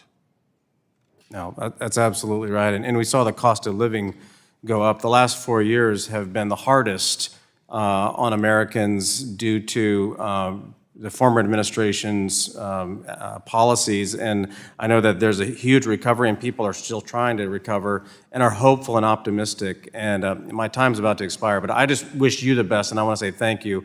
And working together here in this committee, there's plenty of places to work together and try to get us back on track rather than pointing fingers. So, Gentleman's time has expired. We now recognize the gentlewoman from Massachusetts, Ms. Presley, for 5 minutes. Thank you. Secretary Bessent, you have heard from Democrats publicly, and I'm certain you've heard from Republicans privately, that this administration's reckless and chaotic tariff policy is wreaking havoc on our economy. Rather than delivering stability for our country, this Trump tariff tantrum has been inconsistent, counterproductive, and disconnected from reality. In my district, the Massachusetts 7th, I'm hearing it from everyone. Small business owners are reeling from the unpredictable on-again, off-again tariffs. They're holding back on expansion, delaying hiring, and bracing for the impact. Local and state officials are telling me about the effect tariffs will have on our state budget. Simultaneously, Massachusetts will see energy bills increase while revenue from tourism will decrease. But I want to focus on the constituent outreach that I've received from everyday families who are just fighting to make ends meet. Yes or no? Mr. Secretary, do you know what a car seat is? I have 2 children, yes. I figured as much. It's correct, you and your husband have 2 children. So I'm sure you know that car seats are absolutely essential for families when traveling with babies and toddlers to school, to worship, to doctor's appointments, just everyday living. But not only are car seats essential, they are the law of the land. It's the law of the land in 50 states. So there's no getting around that. Mr. Secretary, what's your estimate of how many babies are born in the United States each year? I would guess 2 to 3 million. Well, while the number fluctuates, there have consistently been more than 3.5 million babies born in the United States. That means millions of families in this country are doing what? Buying a car seat because it's essential and it is the law of the land in all 50 states. But now that cost is going up because Trump has announced up to 145% tariffs on Chinese imported products. Approximately 9 out of every 10 car seats in the US come from China. That's a steep cost. Steep cost hike for families all over the country. The price is up in Republican districts and in Democratic districts. And it's not just the car seats that are impacted. We're talking about strollers, cribs, high chairs. No family is exempt from the harm of these Trump tariffs on essential baby products. But don't just take my word for it. Mr. Chair, I would like to enter into the record a Yahoo Finance article from May 2025 entitled, "First Year Baby Expenses Already Top $20,000, and Tariffs Are Adding to the Bill as China Dominates Key Imports." Without objection. Look, I support improving manufacturing in America, but that is not going into effect overnight like these tariffs are. There needs to be an exemption to help America's families. Trump has used his power for tariff exemptions on thermoplastics, semiconductors, but what about baby products? Mr. Secretary, do you support an exemption to tariffs on items that parents need to care for their kids? Yes or no? Congressman, what you're referring to are... Yes or no? What you're referring to are... I'm reclaiming my time because I don't want you to filibuster or give me some macroeconomic answer. Families at home are hurting and so just give me a direct answer. I am going to agree with you that So yes, you do support an exemption on tariffs for products that are essential for families for their babies. Exemptions on E4 items, which... I'm sorry, I have to reclaim my time. I'm reclaiming my time. Mr. Chair, I am reclaiming my time. Give me my time back. I'm reclaiming my time. I just want a simple yes or no. Do you support an exemption to tariffs on items that parents need to care for their kids? Because you all claim you're pro-family. I cannot hear the words you say because I see the things that you do every day. So clear it up. Yes or no? Do you support an exemption to tariffs on items that parents need to care for their babies? It is under consideration. Great, good. I don't know what's stopping an exemption from going into effect today, so do it now. In Donald Trump's America's price is not yesterday's price is not today's price. Costs are going up, everyone is suffering, especially our families with young children. Mr. Secretary, I'm making an appeal to you on behalf of the people of this country. Please tell occupant Trump to reverse course and stop hurting America's families. I yield back. Gentlewoman yields back. Gentleman from Pennsylvania, our chair of our Oversight and Investigation Subcommittee, Mr. Muser, recognized for 5 minutes. Mr. Secretary, great to be with you. Thank you. Boy, oh boy, I sure wish we had colleagues that were upset about the Biden 20% inflation and lack of wage growth, along with that inflation and the high energy costs that were costing families throughout my district thousands of dollars. I wish we would have heard a peep about that, and yet we have just angry voices over the potentiality of bringing manufacturing back to the United States that, in fact, hasn't even got into effect yet. It's nuts. Mr. Secretary, the ongoing litigation response to the Democrats' questions about the Treasury DOGE team, is it true that they can find all the information, find all the available information there? Yes, sir. Okay, thank you. Also, regarding the beneficial ownership rule, which was a disaster for my small businesses, I mean all of them, 100% complained about it. The original intent of the Corporate Transparency Act was to root out bad actors.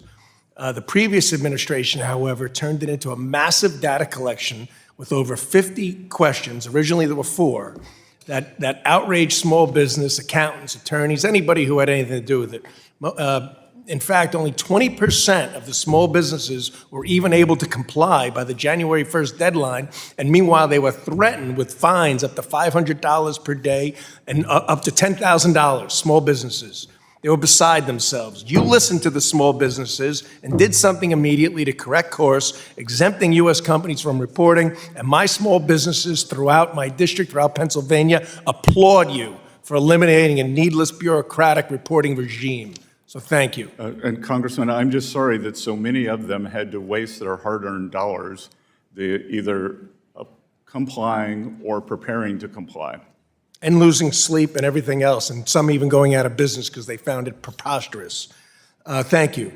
Let's talk about removing the ideological, subjective, even capricious regulators how would you, under the Biden administration, bank supervisors focused more on ideological concerns and less on material, bright-line financial rules versus the risks? How will you work with bank regulators to refocus supervision on bright lines rules rather than issue unrelated to safety and soundness? Again, Congressman, very important point. We could see that we had 3, under the previous administration, we had 3 of the largest bank failures in U.S. history. 2 weeks before that, the Financial Stability Oversight Council published a report that said that climate was the biggest threat to the financial system, not the deposit volatility, not over-leveraged bond portfolios. So we are promoting common sense, back to basics. Yes, thank you. Okay. The efforts related to the removal of reputational risk as a basis of supervisory criticism, can you comment on that? Yes, sir. Many people, many individuals, many organizations were debanked because of their political beliefs, and regulators used that as a litmus test, and that it is a very capricious category in bank regulation. So we have moved to remove that as a criteria. We believe that financial ratios are much more important than whether you are a Democrat, a Republican, or an independent. Thank you. Yes, well put, and appreciate the fact that you see things that way, as should be seen. Capital requirements, Basel III Endgame, of course, the GSIB surcharge and other proposed capital rules might put U.S. banks at an international disadvantage. What do you believe, if you got an idea of the right level for capital requirements? Sir, we are examining that now, and we will weigh in heavily at the BIS and the other rulemaking entities. But again, this one size fits all. And I believe one of the reasons we've seen the stagnation in many other countries is the regulatory, the framework, the very tight regulatory framework that they put around their regulated financial institutions. Thank you. I'm almost out of time.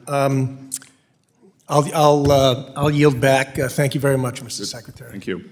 I thank the gentleman. The gentleman from New York, Mr. Torres, is recognized for 5 minutes. Thank you, Mr. Chair. During so-called Liberation Day, Donald Trump imposed tariffs on territories populated not by humans but by penguins. He imposed tariffs on countries with which the United States runs a trade surplus, not a trade deficit. He imposed tariffs on products that cannot be produced domestically, which means a higher cost for American consumers without any benefit to American manufacturers. He imposed tariffs on impoverished nations like Lesotho, which cannot afford to buy as much from us as we buy from them. If President Joe Biden had put in place these absurd tariffs, every single Republican, without exception, would have condemned his trade policy as the height of incompetence. And you, Mr. Bessent, would have joined that chorus of criticism. There's no doubt in my mind. But swap out Biden's name for Trump's, and suddenly the moral outrage from Republicans vanishes like magic. I have a simple yes or no question. Do you think excessive taxation undermines the competitiveness of American manufacturing? Yes, sir. Now, the Trump tariff regime is a breeding ground for the excessive taxation of American manufacturing. Consider as an example Intel's manufacturing of CPUs. Intel sources foreign components, which is subject to the first layer of taxation. It then manufactures the CPUs in the United States before exporting it to China, which will face a second layer of taxation. And finally, China will export the CPU back to the United States, where it will face a third layer of taxation. Taxation upon taxation upon taxation of American manufacturing goods. Do you think that kind of compounding taxation of American manufacturing goods like Intel CPU will strengthen or weaken American manufacturing? Sir, I just want to be clear. You're saying that taxes raise cost. I'm sorry? Sir, you're saying that taxes raise cost. Taxing the intermediate goods that go into a manufactured products raise costs, yes. So you're saying that taxes are inflationary. Taxes are inflation, yes. Good, then we should cut taxes. In the context of tariffs, yes. Then we should cut taxes, and you should join the... Can you answer my question about the tariffs? In the tax bill. Can you answer my questions about the tariffs? I'm not sure I understand. CPU's Intel would face Intel CPU would face 3 levels of taxation: the taxes on the foreign components, the U.S. taxes, and the Chinese taxes, or the Chinese tariffs. Do you think that kind of compounded taxation hinders or helps American manufacturing? I think that strategic American manufacture is very important, like Intel, and I think we have to bring that back to the U.S. Do you think taxing intermediate goods that go inside American manufactured products helps or hinders manufacturing? I believe that, as the Intel example you give, we have to bring these strategic industries back to the U.S. We're not going to bring every component. A Boeing aircraft, 747, has 6 million components. There is no universe in which we're going to manufacture all 6 million components in the United States. And so if you impose a tax on those foreign components, you are hindering the manufacturing of Boeing 747 here in the United States. Do you even acknowledge that? I acknowledge that the supply chains, they are wide, but we've also, for the automakers, we have given an exemption. I'm not asking about the automakers. I'm asking about Boeing aircraft. For Let me move on. Critical minerals are essential to the military defense of the United States. China controls almost all of the world's rare earth mining and almost all of the world's critical mineral processing and refining. The Trump administration has chosen to wage a total trade war with China without first building a critical mineral supply chain here at home. Right? Just like it would be foolish to enter a car race without enough fuel in the tank, or enter a weightlifting competition without sufficient strength to lift the weights.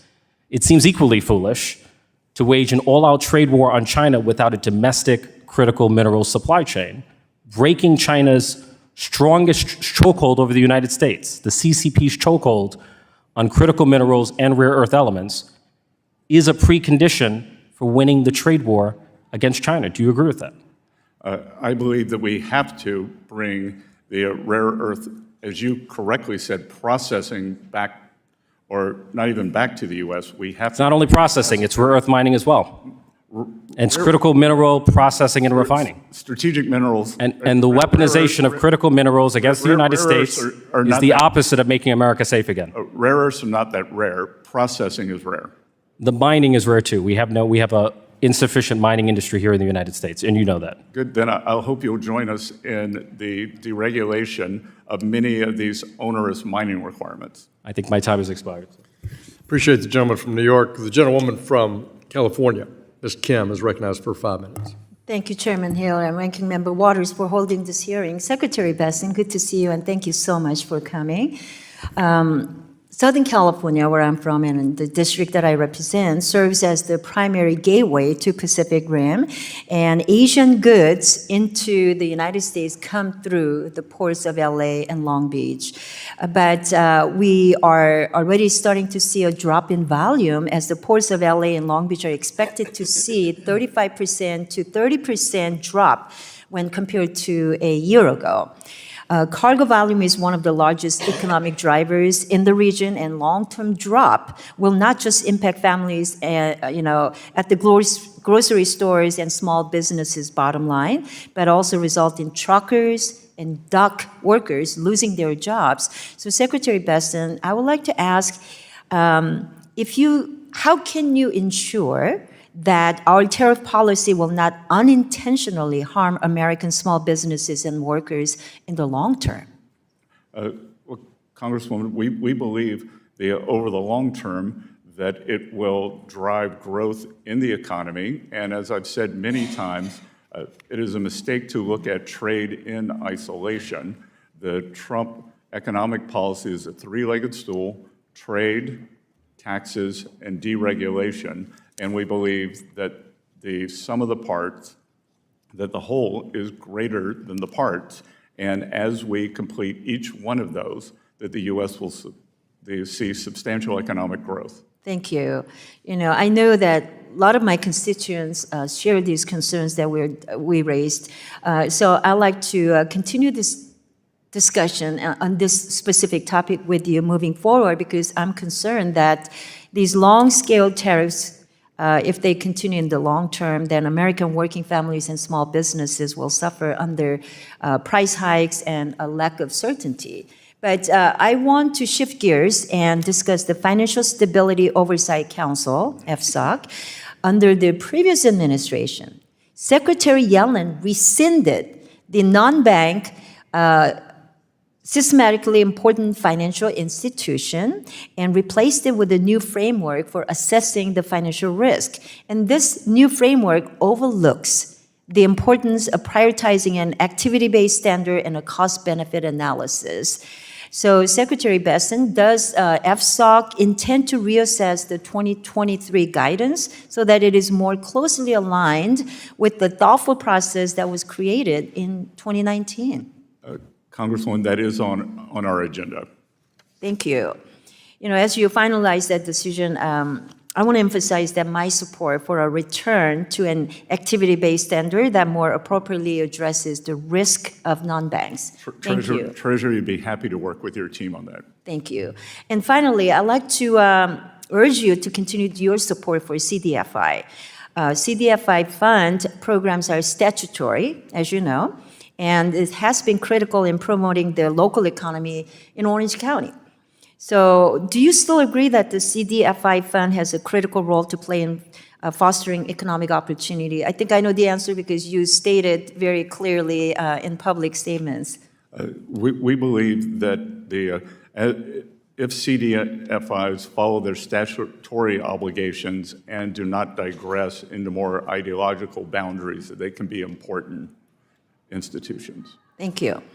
As you know, last week, I attended the Financial Literacy Roundtable that your team put together, and thank you so much for inviting me. I think I just missed you. But your team was very well represented, and again, I want to thank you so much because as a co-chair of the Financial Literacy and Wealth Creation Caucus, events like that, bringing the stakeholders together and having a meaningful dialogue and conversation, I think is critically important, and we need to continue that. So can you talk about how you can continue to advance financial literacy initiatives now that we are past the Financial Literacy Month? I mean, I was able to take the leadership and pass the bill that proclaims month of April as the Financial Literacy Month, and I hope that we can continue to work in this space together. As you should know, that it is a strong core belief of mine that financial literacy is the only path to economic independence and well-being. So the more Americans who can be educated, and I think we should probably go state to state and encourage each state to put in financial literacy standards for their students. Gentlewoman's Thank you very time has much. expired. The gentlewoman from Texas, Ms. Garcia, is recognized for 5 minutes. Thank you, Mr. Chairman, and thank you to the Secretary for being with us today. I want to start first by just clarifying your testimony and its delivery. Why did you ask for your witness statement to be embargoed until this morning? Pardon me? Your testimony reads right at the very top, embargoed until delivery, which means that we didn't follow the usual practice of this committee of getting the testimony 24 hours in advance so that committee members can review it and prepare for questions. Yours was posted at 10:01. The committee was at 10. Well, it looks like you need. My staff is just telling me that it's standard practice. It's your standard practice? It's not our standard practice as a committee. I'm told that it was standard practice. Okay, you were told by whom, sir? So my comms team and legislative affairs team working with the committee.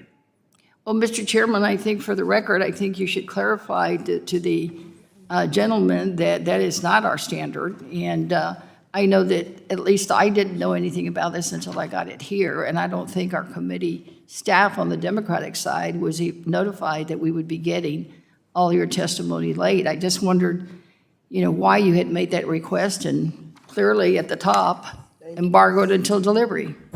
Well, embargo to delivery, I think that was mostly meant for the press. We're not press, sir.